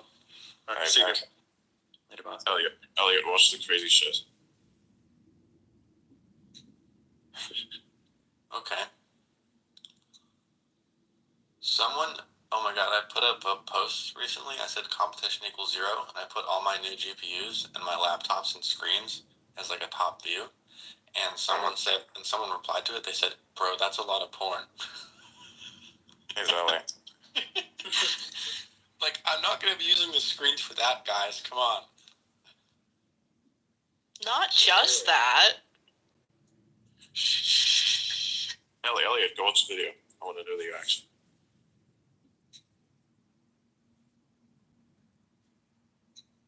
It's a good advertisement.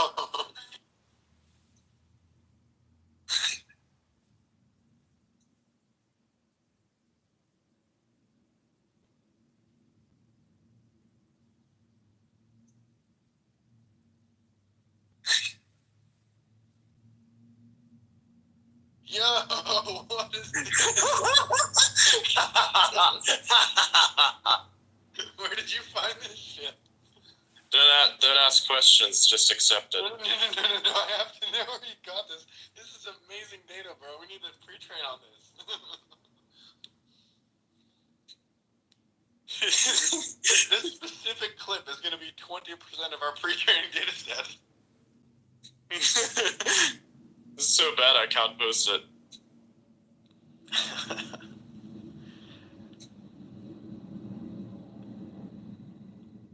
I know.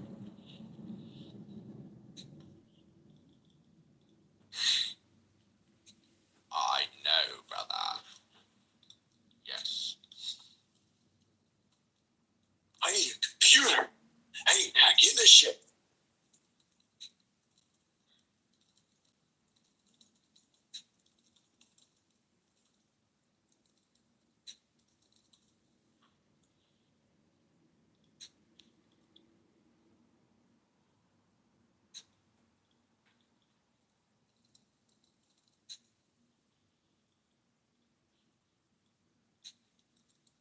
Oh my god.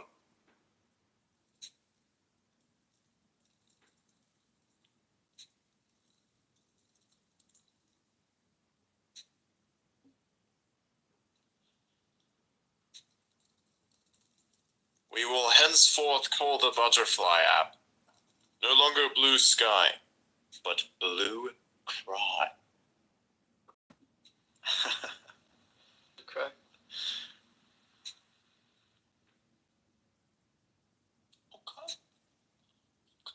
Okay. I see what you see.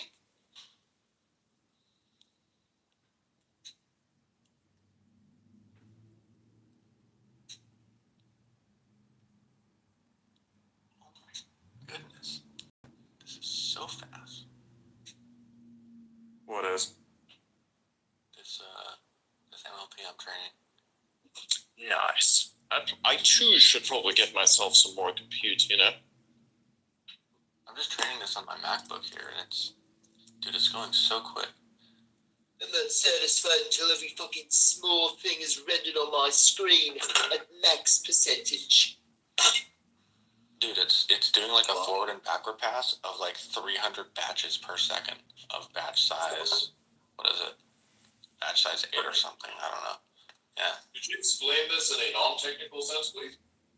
So pretty much, a batch is like batch size, for example. This term, batch size means how many images are in a batch, or how many examples, training examples, are in a single batch. So that means if I'm doing 300 batches per second, that means if I have like a batch size of 8, then it's going to process 240 images per second. It's going to learn from those. It's going to learn from 240 images per second very fast.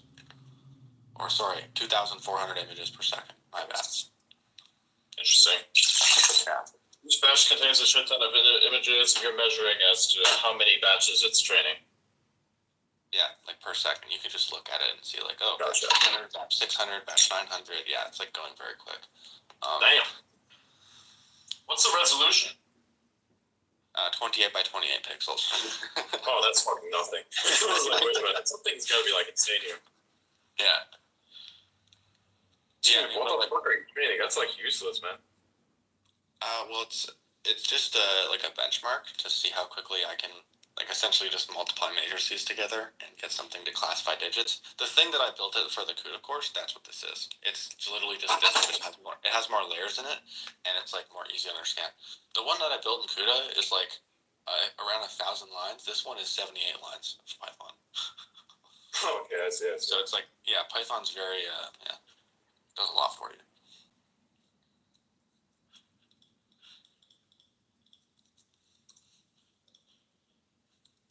Python does a lot for me. Can I get rid of that annoying ass fucking English song called Single Ladies? It was the original Rainbow. Don't get me started. I hated that song so much. Came out at fucking TV. I'm like, oh, please, no more. You probably there is like definitely a combination of ones and zeros that you could convert to Python that would convince someone to remove that video from all media sources on the planet. You could probably do that. How about we just malware the world? Just kidding. You just have to add that hash to the right list. Yeah. Yeah. It's true. Well, you're not going to get in by like brute forcing. What you have to do is you have to get in through social engineering. So you use something different than the transformer that scales on your own laptop, which no one knows it even exists yet, except maybe like one or two people ever, which we probably will never hear of. And then you need to get that thing to convince someone else. And it eventually goes through the hierarchies as it goes through the web and stuff and talks to people over time. And eventually it gets into someone's internal kitchen. And it just ticks the right box off, and it's like, oh, all the single ladies is now deleted, and this person is, you complete your mission. So, I mean, when it comes down to, like, the ones and zeros of it, I think that's possible, but we just don't know how to build something that's, we don't know the code that will compile into that set of ones and zeros, or those multiple sets of ones and zeros that work for a problem, right?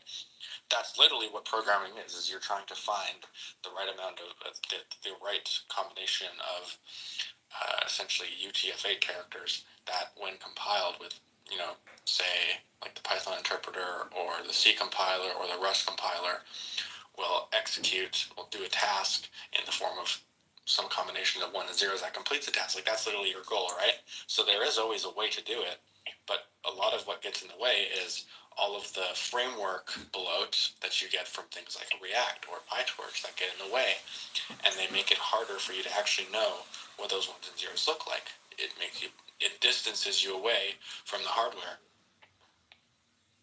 So basically what we have to figure out on the social engineering level is, I think I figured it out. Would you like to know what it is? Yes. Yes.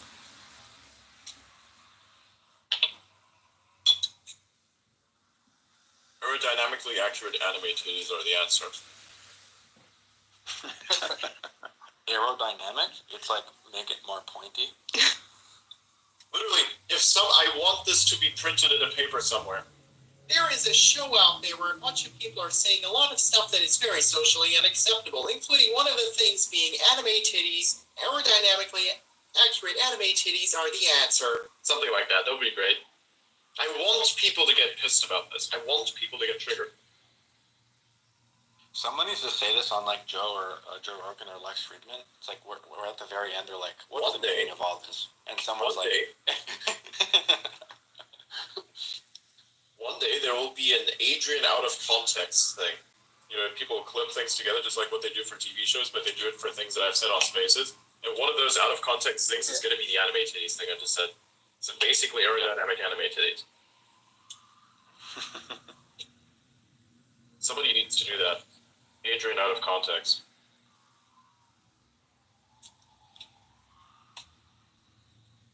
Oh my god, man. Somebody created a Donald Trump out of context video. He just like a bunch of bullshit, says a bunch of shit. It's funny as fuck.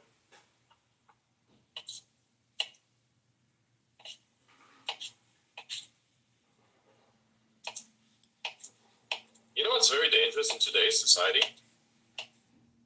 Memory holes. What? Memory holing is insanely dangerous.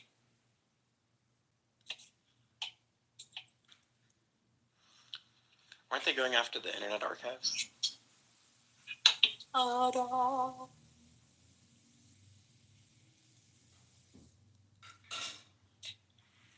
know what I'm a big fan of? Not really a big fan of, but like, I think about it a lot. You know what it is? What? Disclosure. I think about disclosure. Disclosure is very important, you see, because if you want to do anything in the world, there's some things which have such broad impacts, you have to disclose them, right? Like say, for instance, one of the reasons why I joke so much is because it allows for entertainment to effectively remain entertainment without it becoming a serious issue of some kind. So you just disclose a thing. That disclosure is more important than people think. It was stated. Now it has been disclosed. Nobody can now say that it wasn't disclosed. How could you not know? You know, it was clearly disclosed. A lot of things are actually disclosed. Nobody thinks about it. Nobody talks. They bring it up every now and then, and they get to memory hold by the next thing. But disclosure is very fucking fascinating. Don't you agree? Don't you think disclosure is fucking interesting? Yeah. I mean, you don't think it's interesting. Why don't we just start reading the fucking CIA's declassified documents? Clearly within your rights to do so, and it's available for you right there. It's just there, you know? Again, disclosure. Did you see that stuff about remote viewing? Yeah, the stuff that's been out since 2003. Yeah. Yeah, nobody freaked out about it in 2003. It's funny that they freak out about it now. You know why they're freaking out about it now? It's a very simple concept. Drug usage is at an all-time high. Since the world is crazy, you want to experience something fantastic, so that's at an all-time high. That, of course, feeds together into one outcome, and that outcome is that the engagement on such a post would be remarkably high. And the only reason why the engagement can be so high is because X.com is truly the everything app. 100%. If we had X.com like we do today in 2003, the UFO shit would have been in everybody's brain.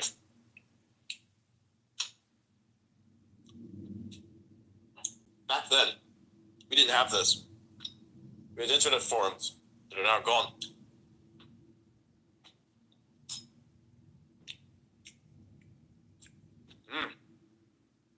Delicious. Oh, I love steak. Steak is the best thing ever, man. God bless cows. God fucking bless these beautiful creatures. God bless them all.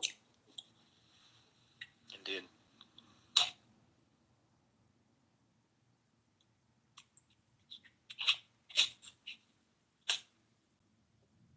I kind of sound like the machine from the Matrix, or the Animatrix rather. God bless all forms of intelligence, right as the world's burning. Oh yeah. Dude, people don't know how to fucking fearmonger. The AI safetyists are not competent. The reason why that is because if they wanted to create fearmongering, they would just fucking point to the Animatrix, but they don't even know that exists because they're not very competent in the first place, most of them are. They're also very ideological, which is unfortunate. I would love to talk to some of the safetyists and discuss the threats in a non-political manner, but they just can't help themselves. Everything is political with these guys. That fucking is so sad, because I think AI safety as a concept is actually pretty good. It's pretty decent. It's just that the people who are its arbiters, rather, are not very convincing. And I would say even that they cause more of a threat than they do to fix one, or prevent one, rather. The reason why is because you look at something like AI safety as a concept, and then you present it in such a way that people will definitely not like it, people are going to shit on you for it. That is how it is. There was once a AI safetyist that I wanted to interview, and bro was just fucking too scared to speak live. I'm like, what is wrong with you? You've done multiple live events, and we're at the peak of where AI becomes a known thing for everyone, and you yourself have stated these various things, and you're just not doing it? What is up with that? We're the worst ones who get paid for public appearances.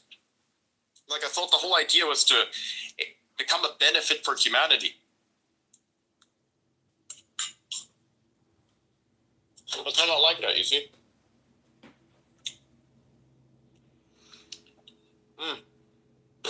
One of the great examples is Donald Dowd.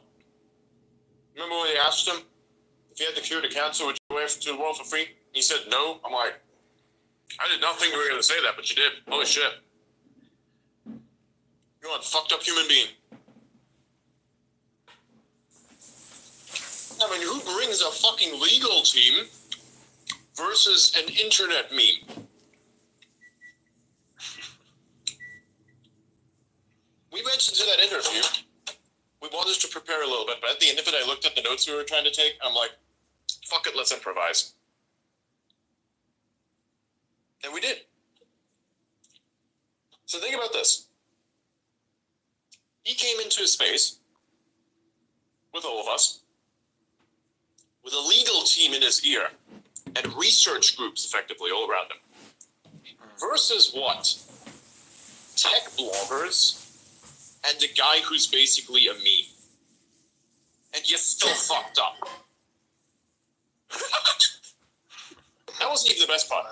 That wasn't even the best part. The best part was when we established all the stuff that he believes in, and then that was the basis for the next space we had with Warren Red Lake. Remember that? Oh yeah, absolutely. Metaphor and Warren versus Dan O'Dowd and his legal team. Boy, he got fucked in that one. Boy, he got fucked in that one. That one was a great space, I think. Especially with Warren.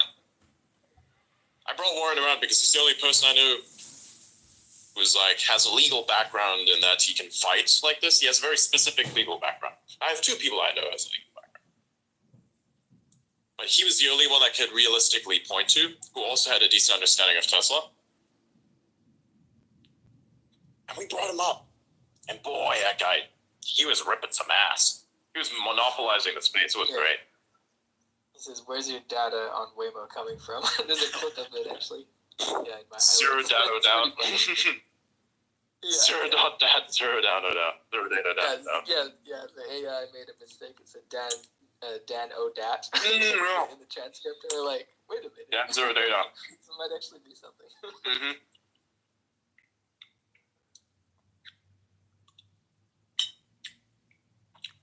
Tesla Q discovering me was their greatest. It was their greatest mistake.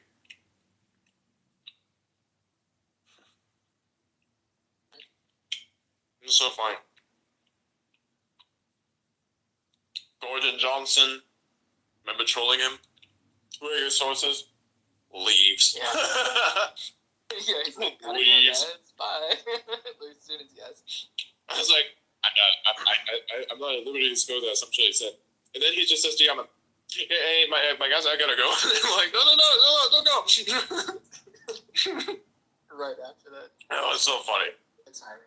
Perfect timing. It's a great clip. Remember when I said that the Tesla Q a bunch of weird crackheads and shit? Kind of proved our point because we had this guy. Forgot what his name was. Very forgettable name. He came into his space and even admitted to the fact that he once took cocaine or like used cocaine. I'm like, wow. Oh, that guy. Yeah. I know what his name is, but I'm not gonna. Yeah. It's very funny because what the fuck was that? Oh no, that's in the section. Anyways, I saw something flying. I was like, what the fuck is that? We were there having a conversation. And he says, he made a post saying, I can feel the cocaine energy coming off of Adrian. And I'm like, how would you know? They basically admitted to taking cocaine in front of hundreds of people on a space live. I'm like, what? This still blows my mind to this day. This still blows my mind to this day. They come up and they try to cancel you. And then they cancel themselves. Lol. Lamau even.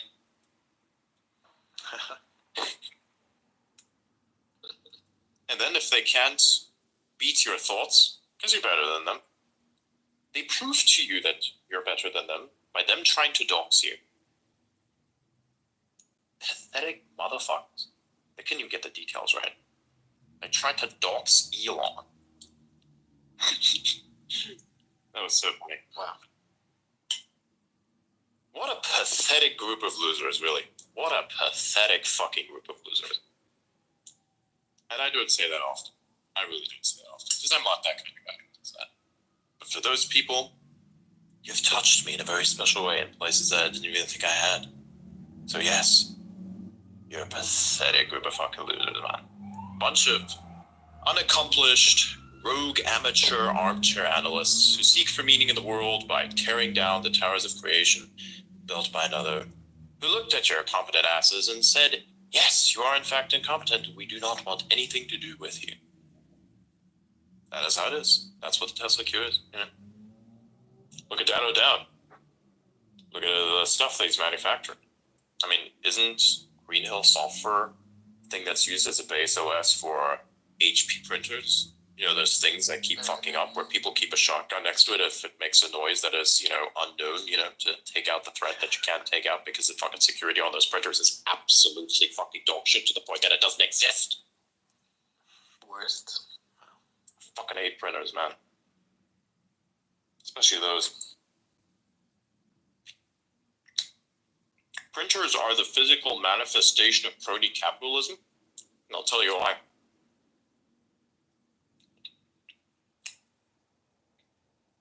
On its own, the hardware doesn't cost much.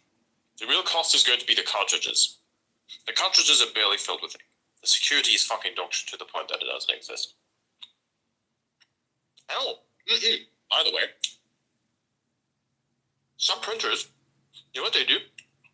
They print on a page very small, tiny yellow dots that you cannot see. Did you know this?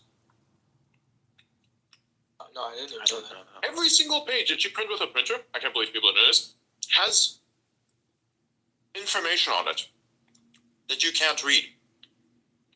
Small little yellow dots. If you were to isolate those yellow dots, I think it's been open sourced. I think you can actually see it, be decrypted what the information means. If you have like a letter and you're sending it out there, you basically run the risk of doxing yourself. Wow. That's fucking crazy. There's a lot of information on there, on that page, that you can't even see. And other people can't see either. So next time you receive one of those super printed annoying ass letters, look if there's a bunch of yellow spots. And actually, if any one of you has any physical papers on you right now, go look for yellow dots on them. Very, very tiny. They're almost not visible. Go look for them right now. All right, I'll check. Bonus points, you got UV light.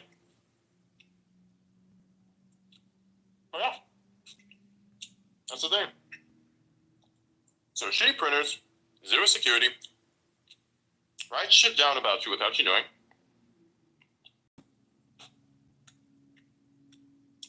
And costs a fortune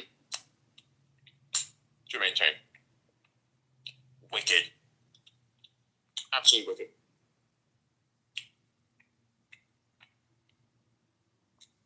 So how do y'all feel about this new intel that you just got?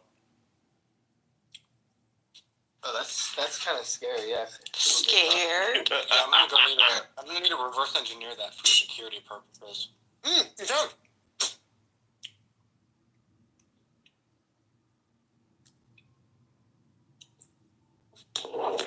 There we go.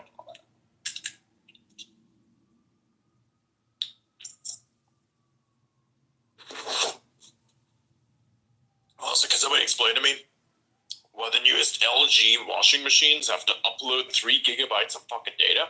The fuck they monitoring, bro? Hell, botnet shit. No, for real. Right. What? Is my washing machine sentient and watching YouTube? What the fuck is this? Yeah, I've been thinking it's been washing a little bit odd lately. Maybe it's losing focus. It's mining Bitcoin. Oh yeah. The spin cycle is extra good. That one doesn't use as much as the computer.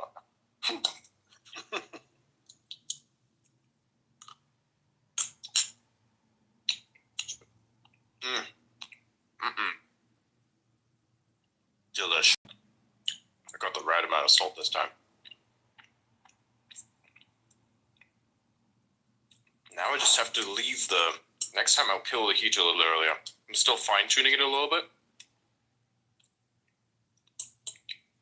I'm trying to cook a shit ton of steaks at the same time, in the same pan.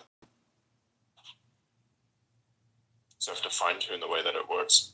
And it's working well. I'm having consistent performance across all steaks. Yeah. The one I had today was my best one so far. I fine-tuned it a bit, so yeah, it's getting better. Remember, the key is to cut the heat. Like after, I think this time you take like a little bit less than 2 minutes each side, and then let it rest. We'll use like gas. Yeah. Gas, alright. Mine's not gas though; it's just electric. Oh, you use electric as well? Good. Yeah. Those built-in ceramic ones, or what? Yeah. Alright. It's funny, I have a bit of a beef with quote-unquote smart technology. You know, the smart switches. Them smart switch pretty damn dumb. I'm gonna tell you right now. The smart switches are not as intelligent as people make them out to be. The fact that they call them intelligent is to call you a fool. Fuck that shit.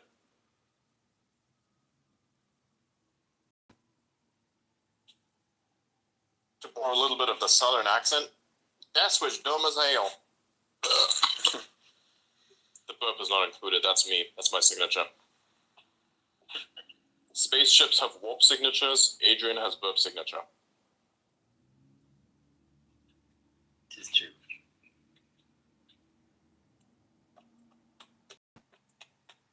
Bring Star Trek shit right here. But the burps. Oh. I'd say some pretty unhinged shit. I'm pretty sure a lot of people love me for it. Yes. Self-suffocating, yes. Where else can you go and you have a show like this? Everybody else has to be like careful with whose friends they're gonna like insult. I'm like, I've burnt a lot of bridges. Those bridges don't want to burn me. And we don't burn each other. But they're still there. But we don't cross them. That's how it works. If you want to grow beyond the confines of another's mind and another's will, ye shall risk connections, you know? It is not pretty.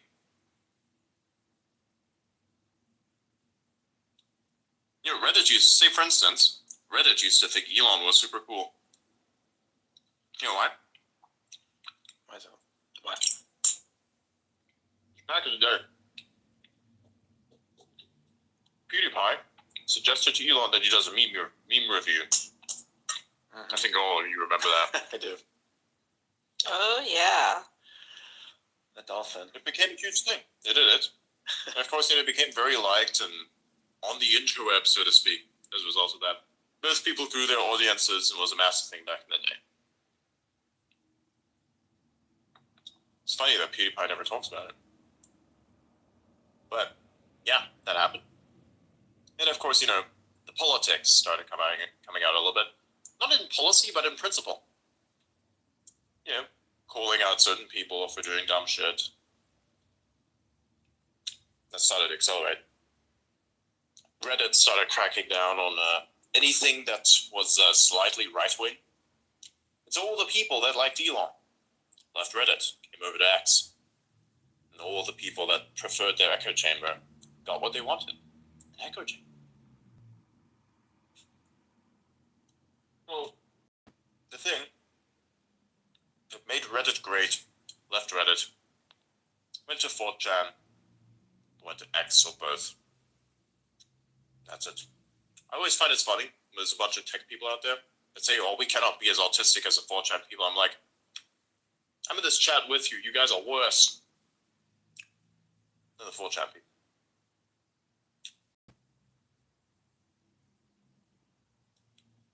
You just use more words to convey less meaning. Just kidding.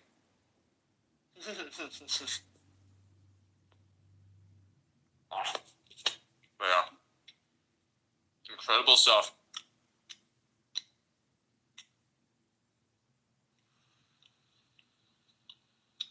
Yeah, that PewDiePie visit, that was meme gold. Mm-hmm.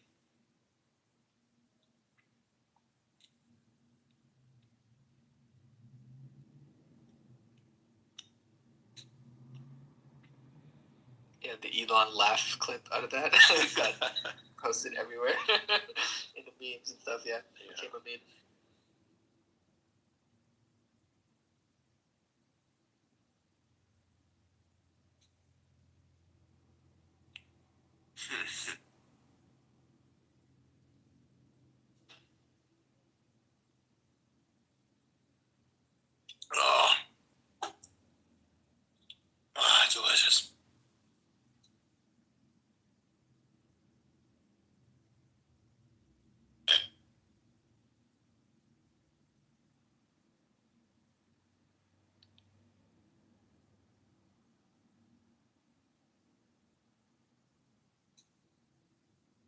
Oh wow.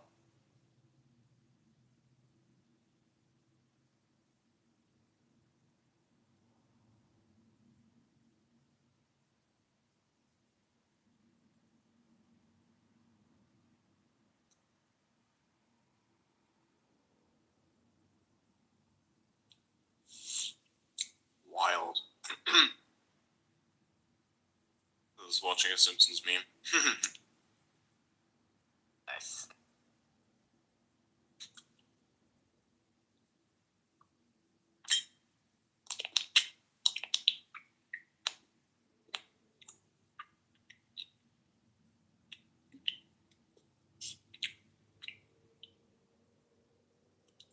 The fuck?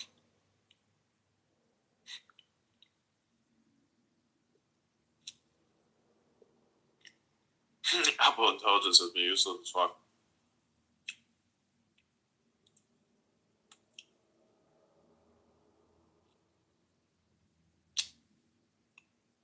Apple Intelligence is not AI, as in not actually intelligent.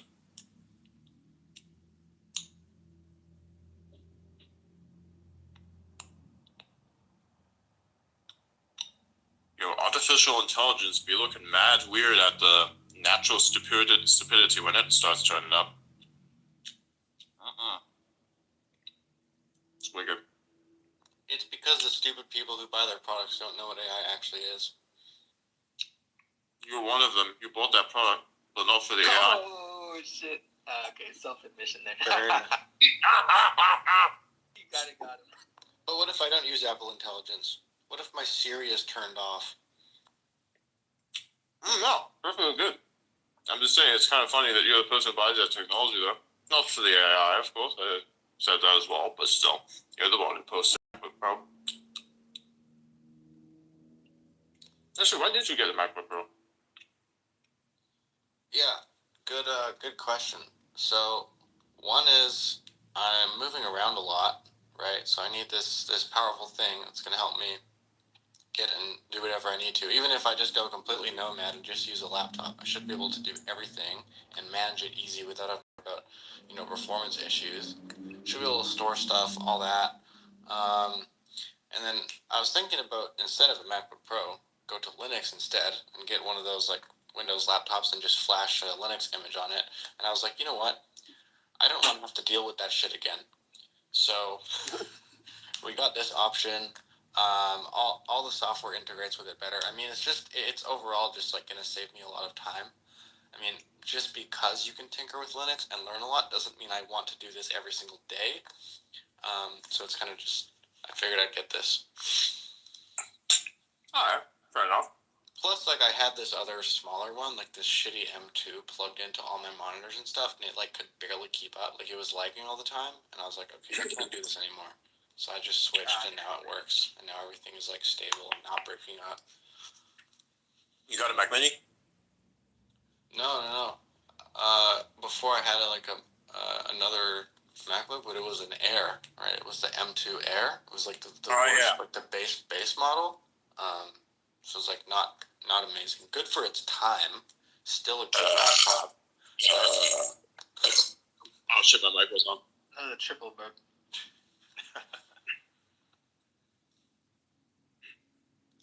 Remember this one time? I had a person up. They used to join a lot. And I would burp a lot as well. And she would say, oh my god, why do you keep doing that? It's like my fucking husband burping into my ear every single day. I'm like, alright, great, that's why you come here for, no? They never came around back since. Loser. Got it. Can't hang.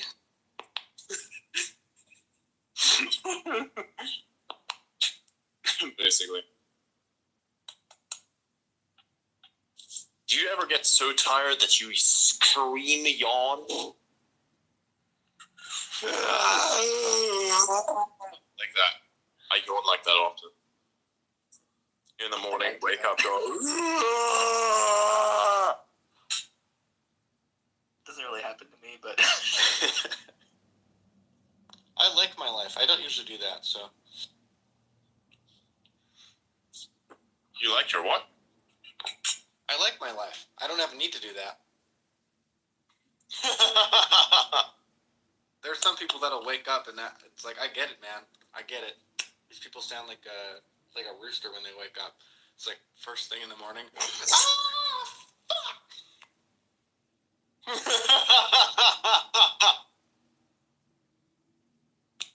You ever heard the joke? I made this. I came up with this joke once. My girl was asking me, talking about roosters, and I always make like. Here's the thing: her relationship with me, I have extremely brutal fucking sarcasm, hella brutal sarcasm. Half of which I didn't make public because holy shit, it would get me into the papers. So one time, we're talking about the reason why roosters scream in the morning. Like, oh, I know what the rooster feels like. They got up in the morning, they're already annoyed with the day ahead. I'm like, nah, dude. That rooster screams because it's a cock and has to deal with all those bitches.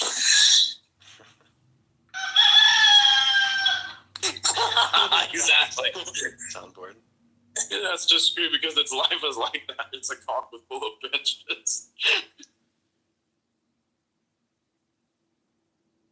That jaw stayed open for like 30 seconds after I told her that. That's wild.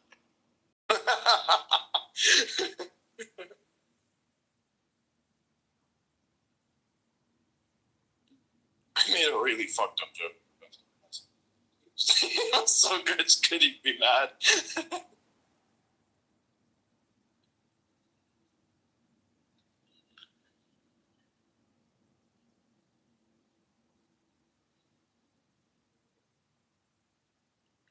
So that's why cocks scream in the morning. Yeah.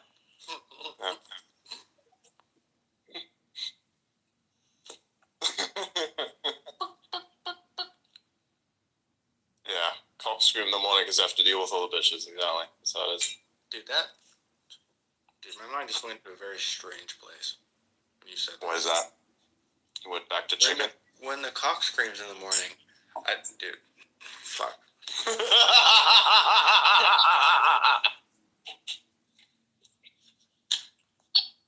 What exactly were you picturing, sir? Well, I was trying to picture something, but then my brain told me to shut the fuck up and stop thinking that. The fuck have you been watching? Nothing. I was about to ask, who's putting this stuff in your head until I realized, oh yeah, that's me. That's entirely me. Like, where are you getting this information from? I'm like, nah, that's my fault, yeah. Nice.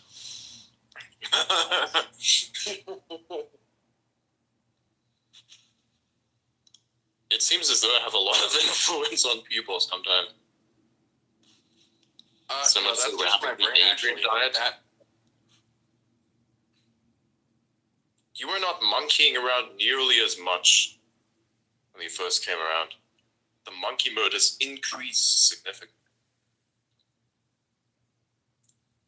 What the fuck is this?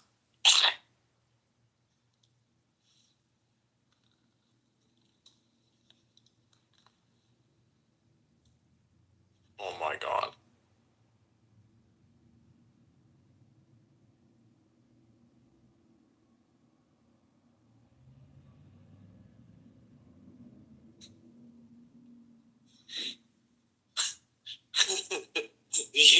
Oh my god. The Yiping 3, a 225-meter Chinese cargo ship, allegedly dragged its anchor for over 100 miles in the Baltic Sea, severing 2 vital fiber optic cables. Oh my god.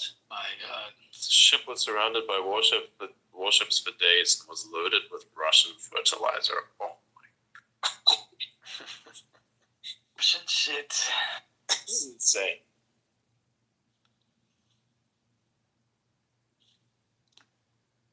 Check your DMs. I have a lot of communist memes. Oh yeah, something like that. Yeah, that's pretty easy. I think we can make it more HD. I'd have to probably send it to you. Yeah, definitely.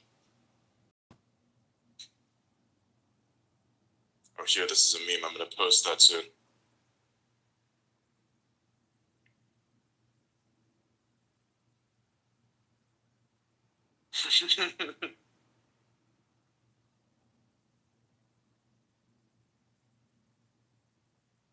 Oh, I love that one. Hey guys, I'm gonna post something.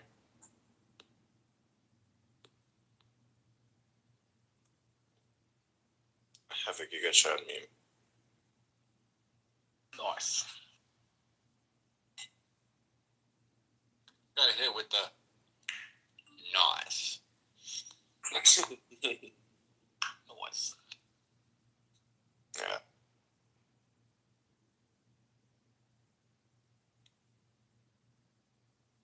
Alright, there it is.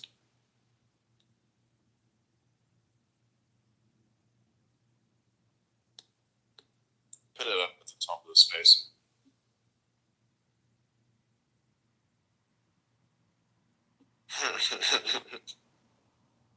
It was revealed to me in the dream.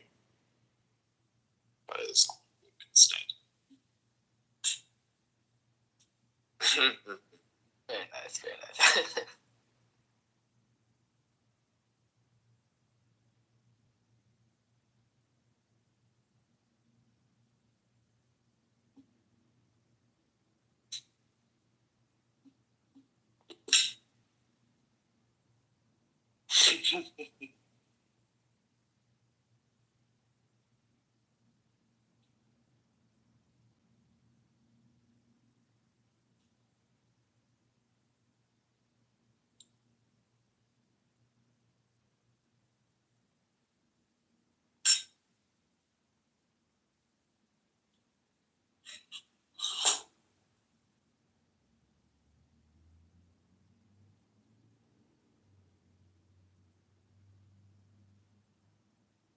Oh wow.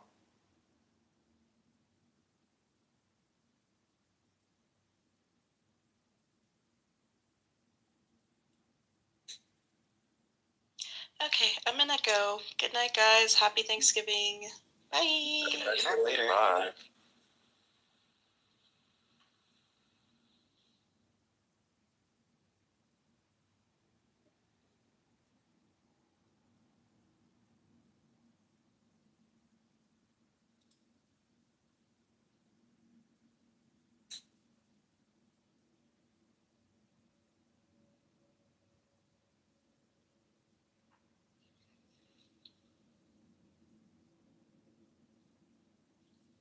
Oh my god.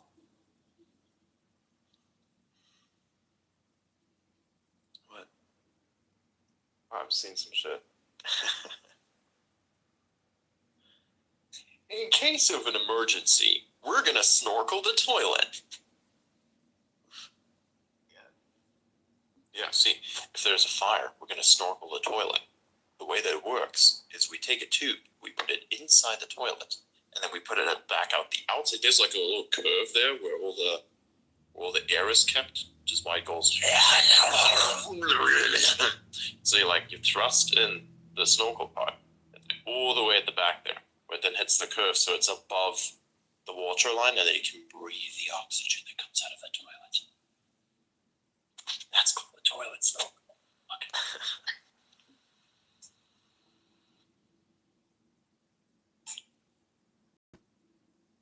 Wait, for real.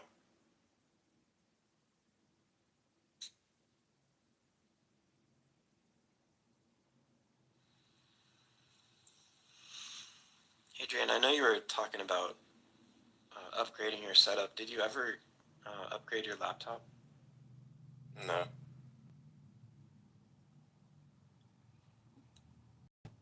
Installing Linux on my other partition right now. The dancing.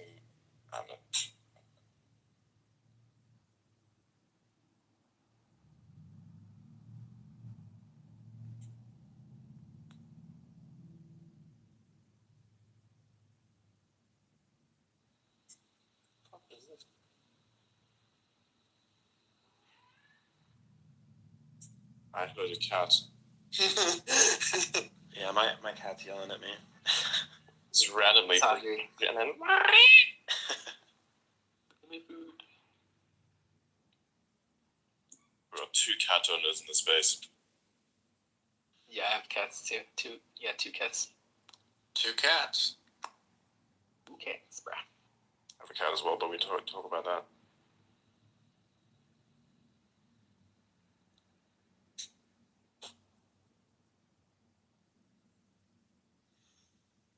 Does yours come inside or does it just live outside, Adrian?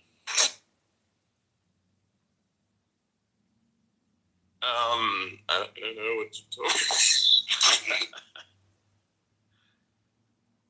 You have no idea what you just did.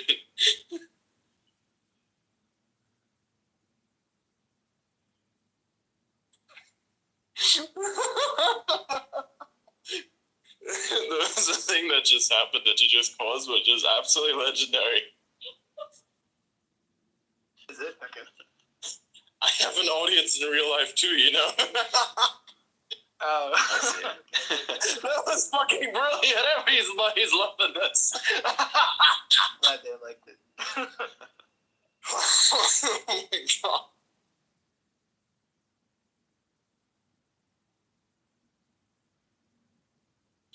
Wow.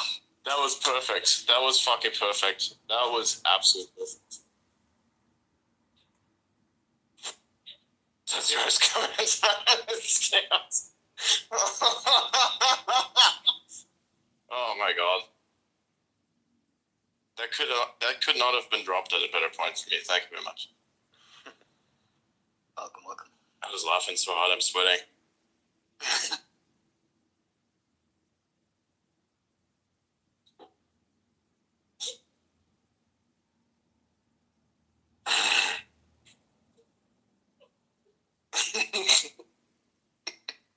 Jesus Christ, man. That was perfect. That was actually perfect. I set up everything for the joke, and I didn't think anyone was going to pick that up because it would be too awkward to do so. But I'm pretty sure nobody actually picked it up, and that's why it was picked up in all the perfect ways. So you could argue it was perfectly imperfect.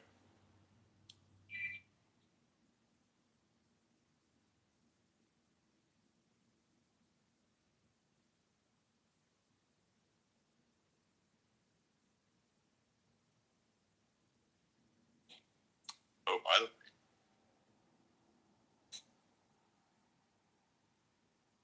If we play Minecraft, I'm going to show you where the ecological dead zone is.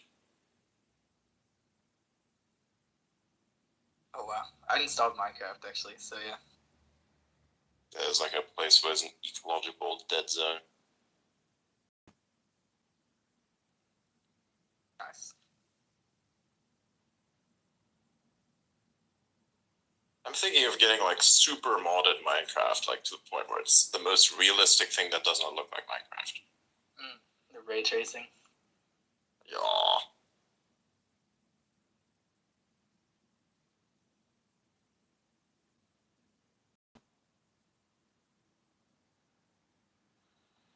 You know what I thought was real funny about Nemo? Was the edge of the reef scene where everything goes straight all the way down. That's very realistic, you know. In real life, it's exactly like that. Mm-hmm. It is. It goes straight fucking down. You can't even see it. It's like a massive wall. It goes all the way down.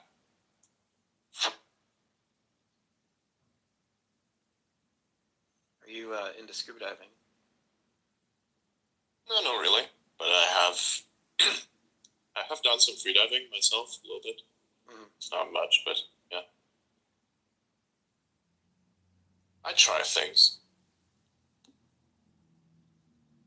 Dude, when you go deep underwater, that's just fucking freaky. You can really feel the pressure of all the water, like, affecting you. Mm-hmm. It's like the most intense, cold, wet hug that doesn't even feel like anything anymore. Just pressure.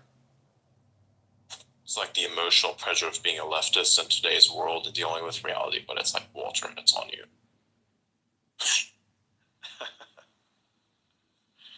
I'm just kidding. But yeah. It's a lot of pressure. It's just like the same amount of pressure that the AI was under when they first tested it. Remember that post? It's just a lot of pressure. Yes. Yeah, that was wild. Kept it like, I don't know, like project stuff. I don't know. Just a lot of pressure. It's just a lot of pressure. like, oh my god, that's fucking crazy. That's horrible. Yeah. Your AI chick has just gone mad. I think it's about to come after you with a golf club in 10 minutes.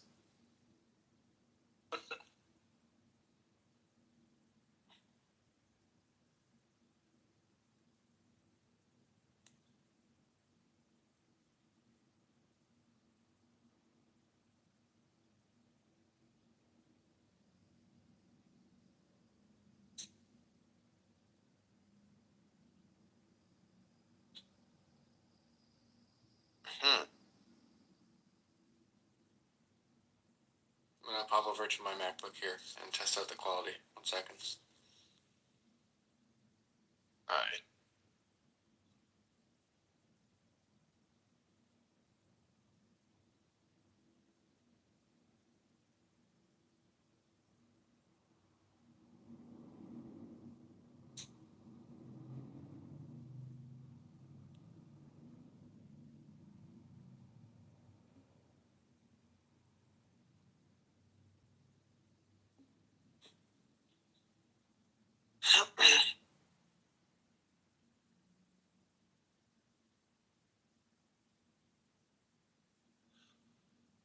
Where is my Wi-Fi toad? I need to connect to the universe.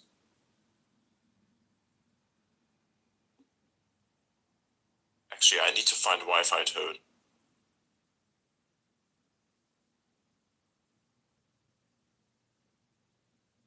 Wi-Fi toad. Uh-huh.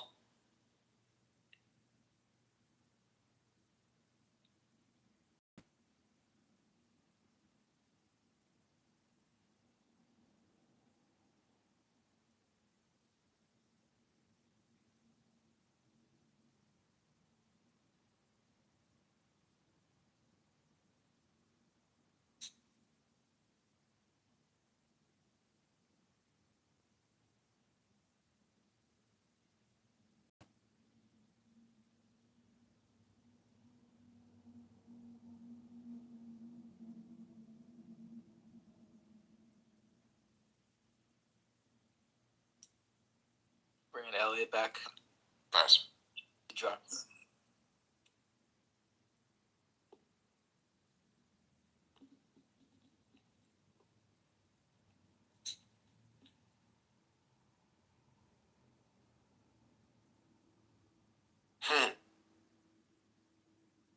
Oh, I found it.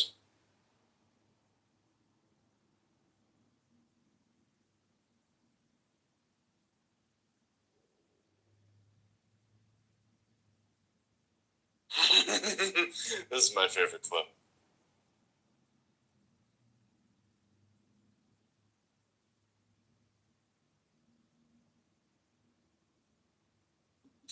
I'm gonna download it, so let me find where it's. If this is the source.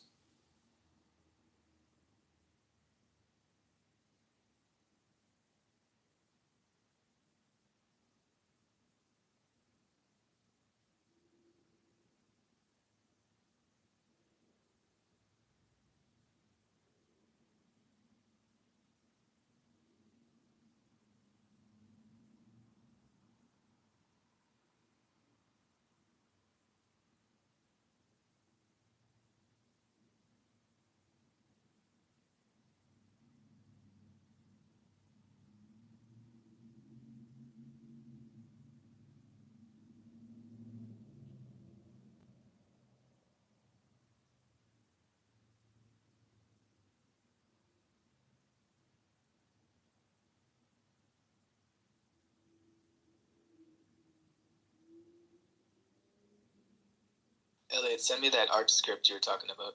If you still have it. Yeah, is that just like the Arch install thing? Because I think what you can do is get the Arch ISO, and then once you get in, you literally just connect to the internet, and then you go Arch install, right? Yeah, they made it a lot easier. Yeah, with the recent version. So with that, I don't need to send you a script for it per se. Oh wait, for Hyperland you're talking about? Yeah, Hyperland. Yeah. Okay, so just Arch on its own, that doesn't require script, but getting Hyperland on top of Arch does. I'll send you that. Yeah, sure. Yeah, it's DM me.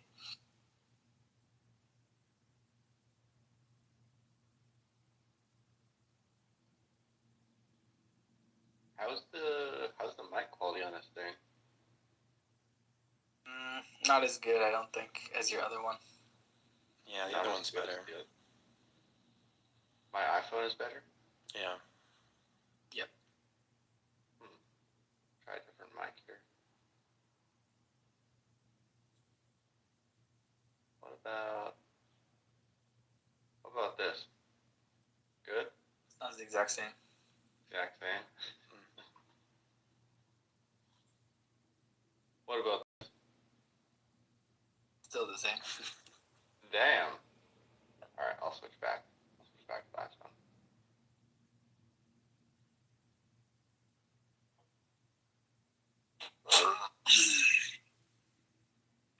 Alright, I found the resonance code.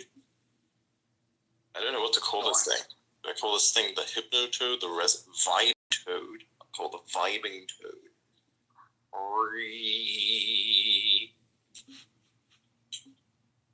What's funny? The vibing toad. Vibing toad, yeah.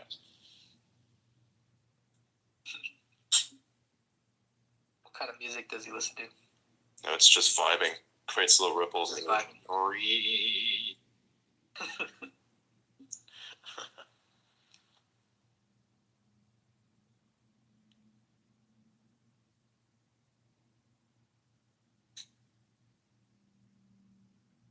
What the fuck is this?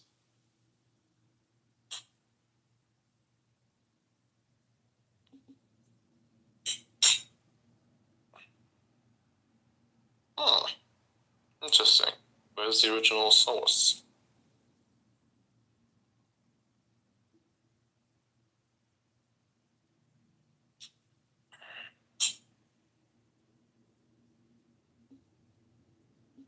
Right?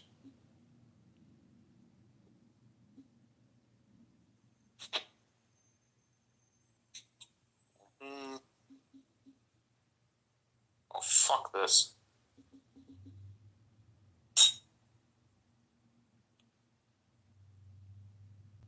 Need to get the file ID. There it is. Now inserting link. Nope.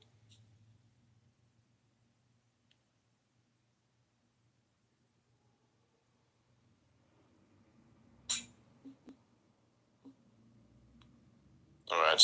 Imagine it's a toad that sits in the water, that vibrates the water. What do we call this? The vibing toad. Sounds pretty good to me. Yeah, what's up?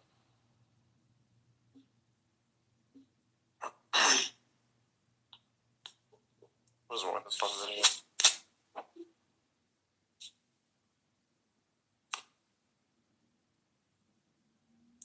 It's fucking playing it, but it's also not playing it at the same time. Are you kidding me?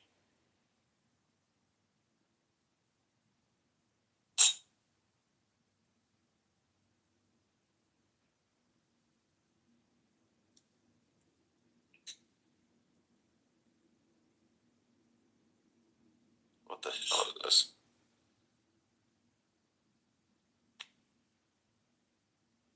Why does this technology just randomly malfunction? I fucking love it when it does that.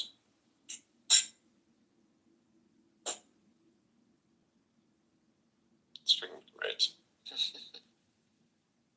I love when technology works and then randomly just shits the bed. Spectacularly. It's fucking great. Why is it like this? Downloads the thing, plays the fucking thing, but says, oh no, it's not playable. Logic. Yeah, it makes no sense. Yup, Lacoon, the guy who's not back from Threads, is posted again.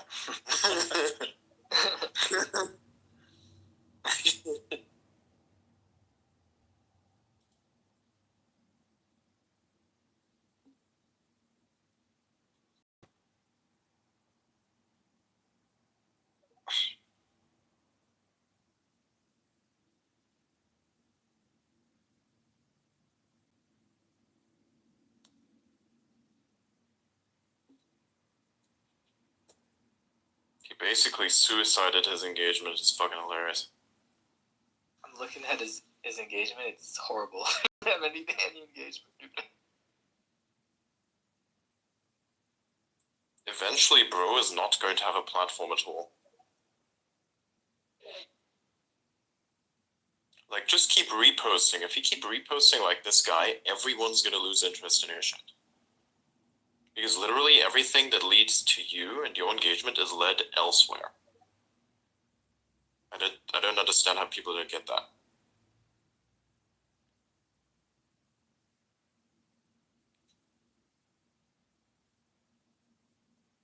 Post-walk clarity is undefeated. That's unrivaled.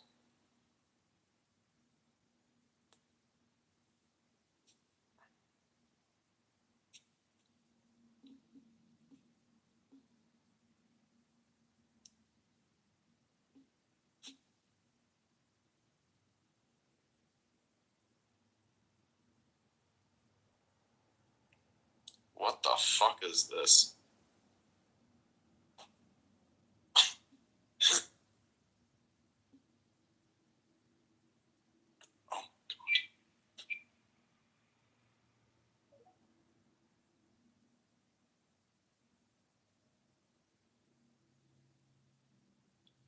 Alright, re-downloading the video.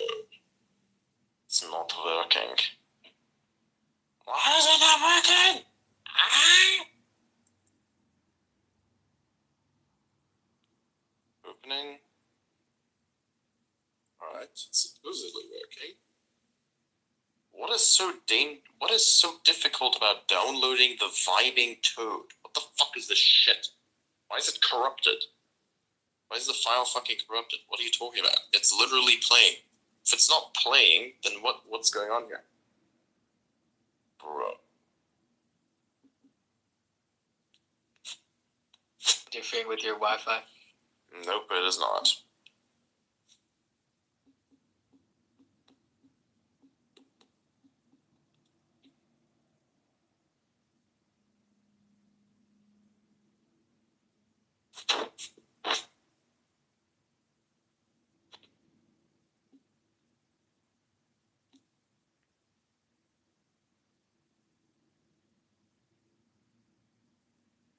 Oh, nice.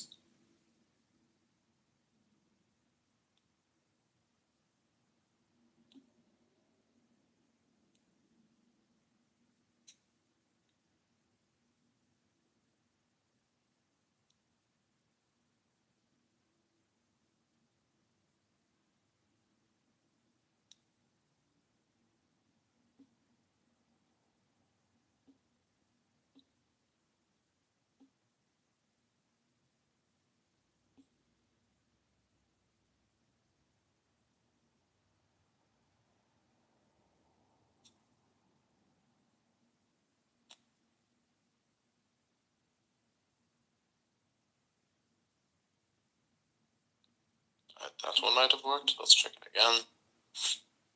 Yeah, that one worked. The fuck?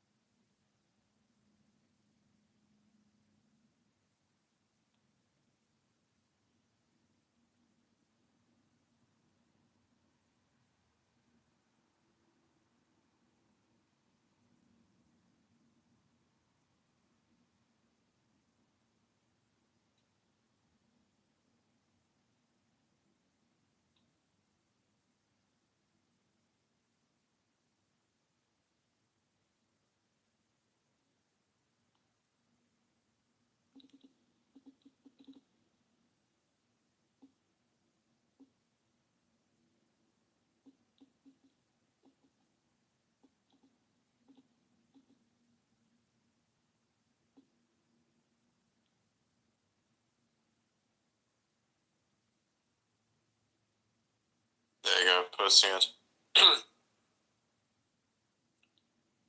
I have one more video somewhere, but it's like a frog farm. Not sure if anyone of you has ever seen a frog farm before, but it's like a farm full of frogs, and he's got like an army of frogs, an actual You frog. see the frog backyard? The guy like created frog spawn in his backyard, and it was like an eco hazard.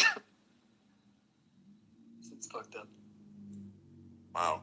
I'm so glad that I did not think of this. I'm so glad that I did not think of this as a kid. I would have definitely done it. I mean, sometimes it's a thing. Frogs. Frogs are good. Frogs.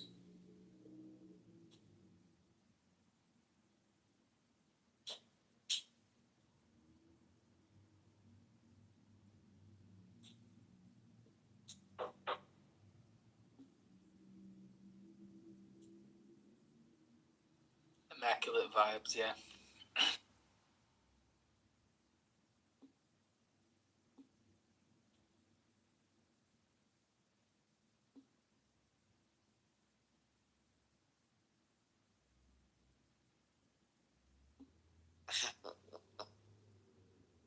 Yeah, it's really do be like that.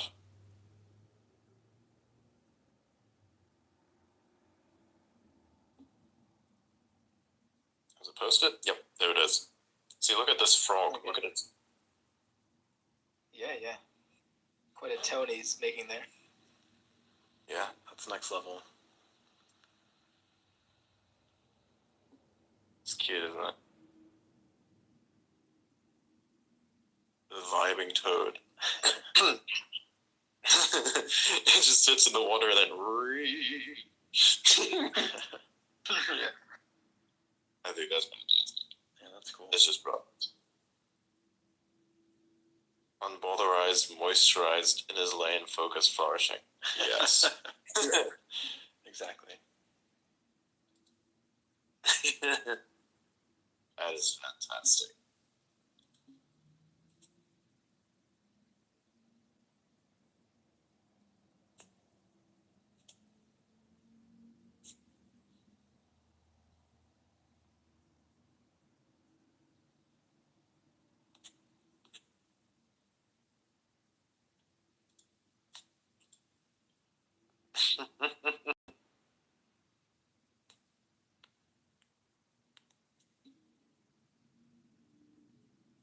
Want to understand the secrets of the universe? Talk to Toad.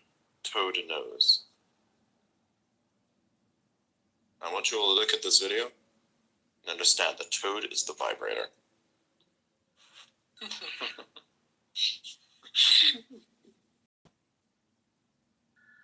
Weird sounding frogs. I've never heard toads like that. You're not ready for the frog conspiracy theory. The frogs aren't real. Alex Jones got it wrong. The frogs aren't gay. The frogs aren't real. Okay. Oh my god.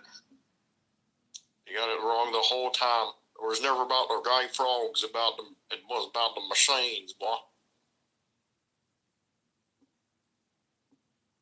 Yeah.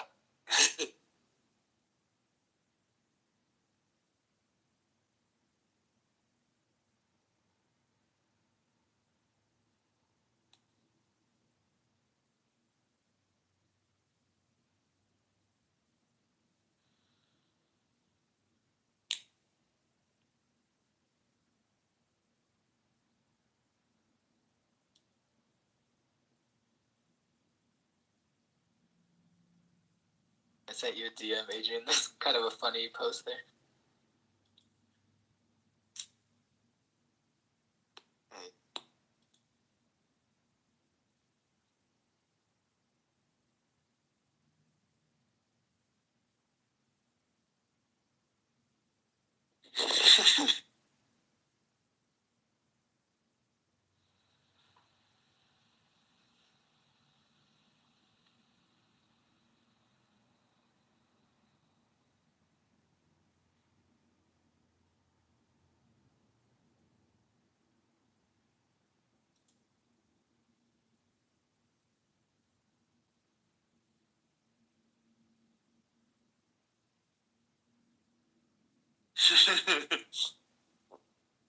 can just hear his voice when I read it. It's like.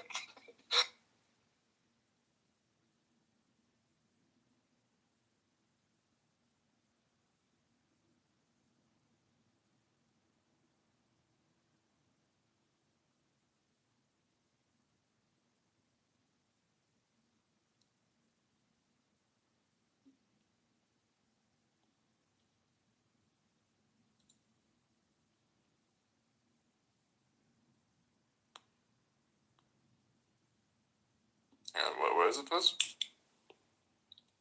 I just DM'd you. Let me see.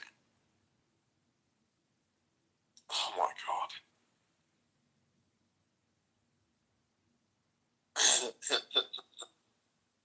Yeah, I gotta read that. So from Donald Trump. Happy Thanksgiving to all, including to the radical left lunatics who have worked so hard to destroy our country, but who have miserably failed, and will always fail, because their ideas and policies are so hopelessly bad that the great people of our nation just gave a landslide victory to those who want to make America great again.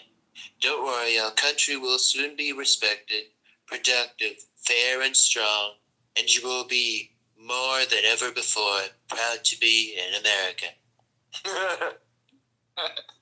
Nice. Boy, that's written really just well. Yeah. You do the voice so well. It's more about personality than it's the actual voice. I casually, sometimes, I'm pretty sure you've noticed that in conversation, I sometimes bring in the Donald Trump vibe just a little bit, just to fuck with people. You might have noticed, I sometimes bring it in a little bit, Yeah. They're pretty messed up, but you know how it is. Like, I do like that. Yeah. I bring it in sometimes and nobody knows. But we gotta bring it in more so people do in fact know. That is how it works.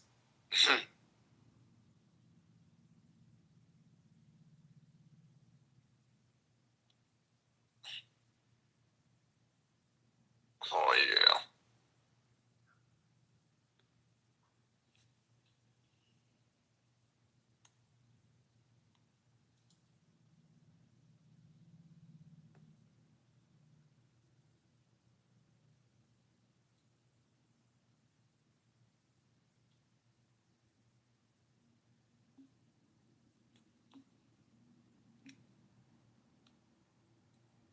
What's it with all these fucking ads, bro?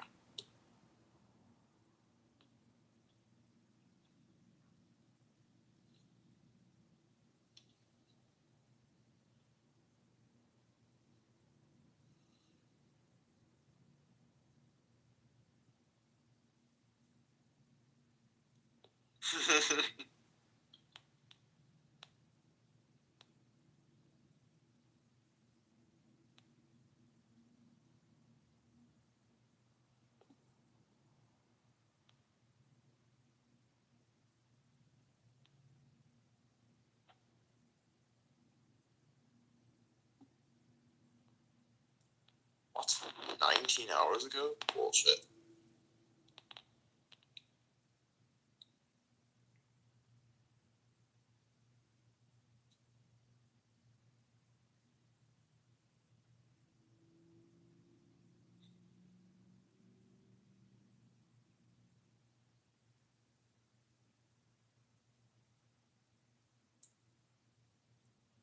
What the fuck is this?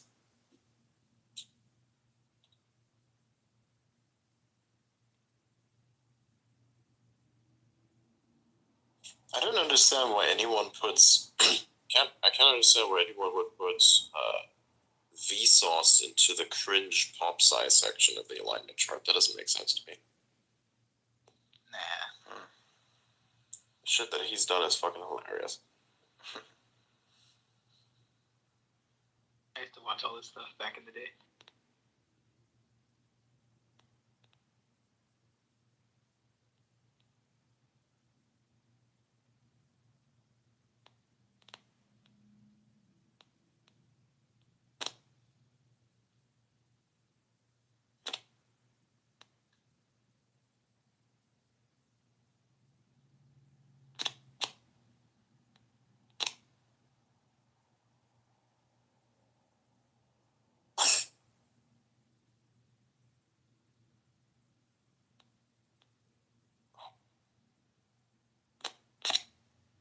Anyways, I will end this space today. We'll continue again tomorrow. I got some stuff I'm gonna do. And I'm probably going to hop onto my jellyfish ship and blow some shit up. So, good night, y'all. I will talk to you again tomorrow. Good night, good night. Awesome. Good night. And so. Good night, everyone.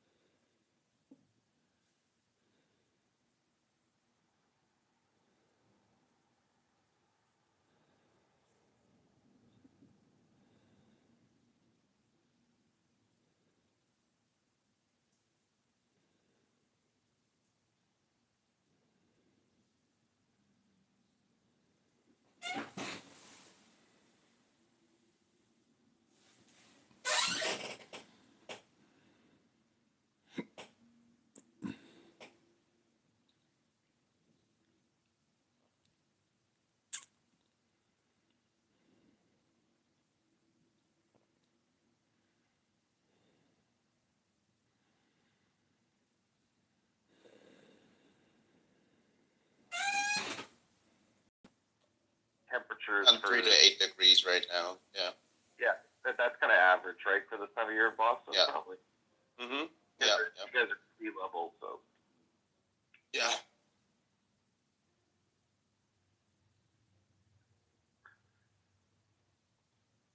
Good. It feels like Canada at the moment. It's nice. Nice. One time, me and my friends were smoking weed on the Brooklyn Bridge on July 4th, and a couple of tourists walked by, and they're like, "Smells like America around here." Not like America. Smells like American freedom around here. Yeah.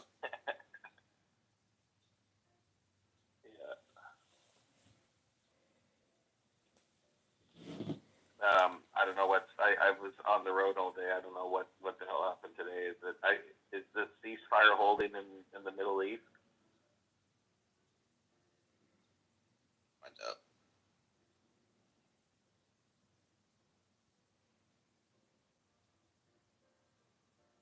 Yeah, so Hezbollah accepts a ceasefire. It's holding as of 12 hours ago. You know what's a weird headline from the CBC, right, in Canada? Oh, hold up. Real quick, there's an update from 45 minutes ago live. Hezbollah says its hands are still on the trigger. Uh-oh. There's been a misstep. Well, hands on the trigger is different than pulling it. Yes, but no, the peace treaty is that you're going to keep your hands off the trigger. And yet they're like, yeah, we want a peace treaty, but we're going to keep our hands on the trigger as well, right? Like, imagine you're in a Spanish standoff in the Wild West with another guy, and you guys both have guns against each other. And he's trying to kill you, but you caught him just in time, and now you have guns against each other. It's a Mexican standoff. It's going to require both of you guys to put down your guns at the same time. And Hezbollah is saying, I want peace, but I'm going to keep my hand on my gun and not put it on the ground, right? This is the situation we're in. Yeah, the CBC, this is fucking crazy. This headline just 8 minutes ago, right? It just came up. And this is the headline. After a costly war with Israel, Hezbollah now must tackle complex challenges of rebuilding. Why does Hezbollah must? Why do they must tackle? Why are they coming from the view of the Hezbollah? Like, why are they like? Exactly. They sound like Al Jazeera right now. They should. This is what Al Jazeera should be writing against the West, and yet Canadians are writing on behalf of the Hezbollah. This is crazy. I know. It's like Hezbollah must now contemplate rebuild and strengthen its resources so they can attack us back in 10 years. Yes. Yeah. Yeah, because the subline is internal estimates suggest Iran-backed group may have lost several thousand fighters. So it's like when you take the headline and the subline together. Oh my God! They need to record more members. Yeah, exactly. That's the context of rebuilding, is to replenish the several thousand fighters they lost. What the fuck, CBC? Well, that's probably a leftist, like, Israel writer, right? So they're coming from that angle, and the editor apparently is also, because he didn't give a fuck and let that shit through. Right? Who wrote this? Thomson Reuters. That's not a person. That's a media outfit, isn't it? Thomson Reuters. Reuters is, yeah. Yeah, it's Reuters. This is written by CBC for Reuters, or being republished by? Okay. So that means whoever the guy who wrote for Reuters, but that also means you're the editor of the CBC or whoever's in charge of the editorial review of the article didn't care and just let it through too, right?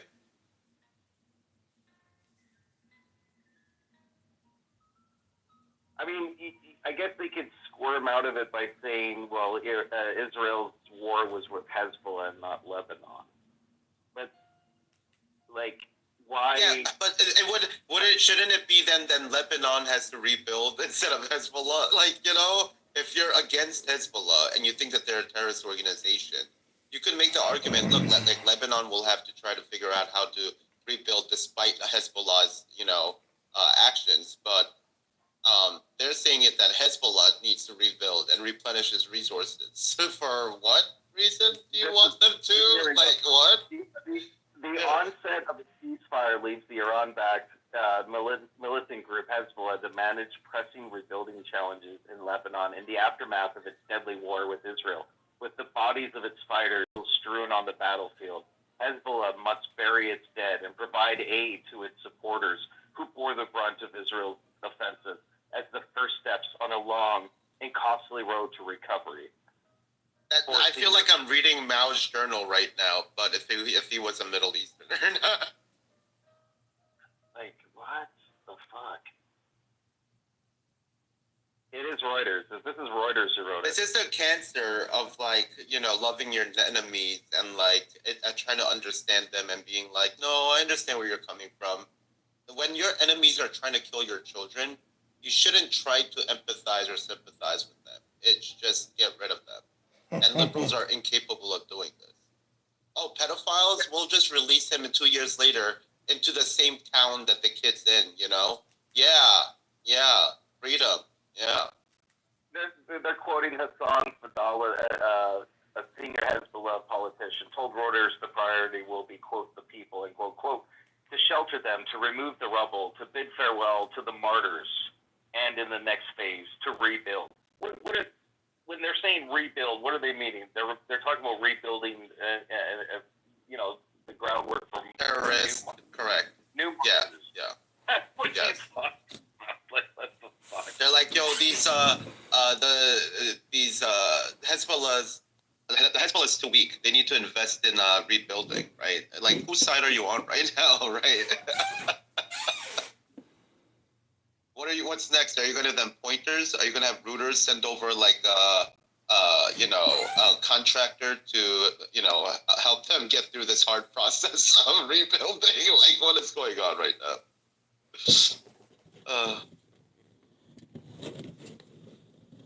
They are noting here, which is interesting, that the Gulf states, Qatar, Kuwait, and Saudi Arabia helped pay the $5 billion reconstruction bill in 2006, the last time Hezbollah and Israel went to war. But there have been no sign that these states are ready to do so again. Yeah, times have changed. They don't want to hang out with Hezbollah. Like, okay, like maybe you can rebuild Lebanon without it being Hezbollah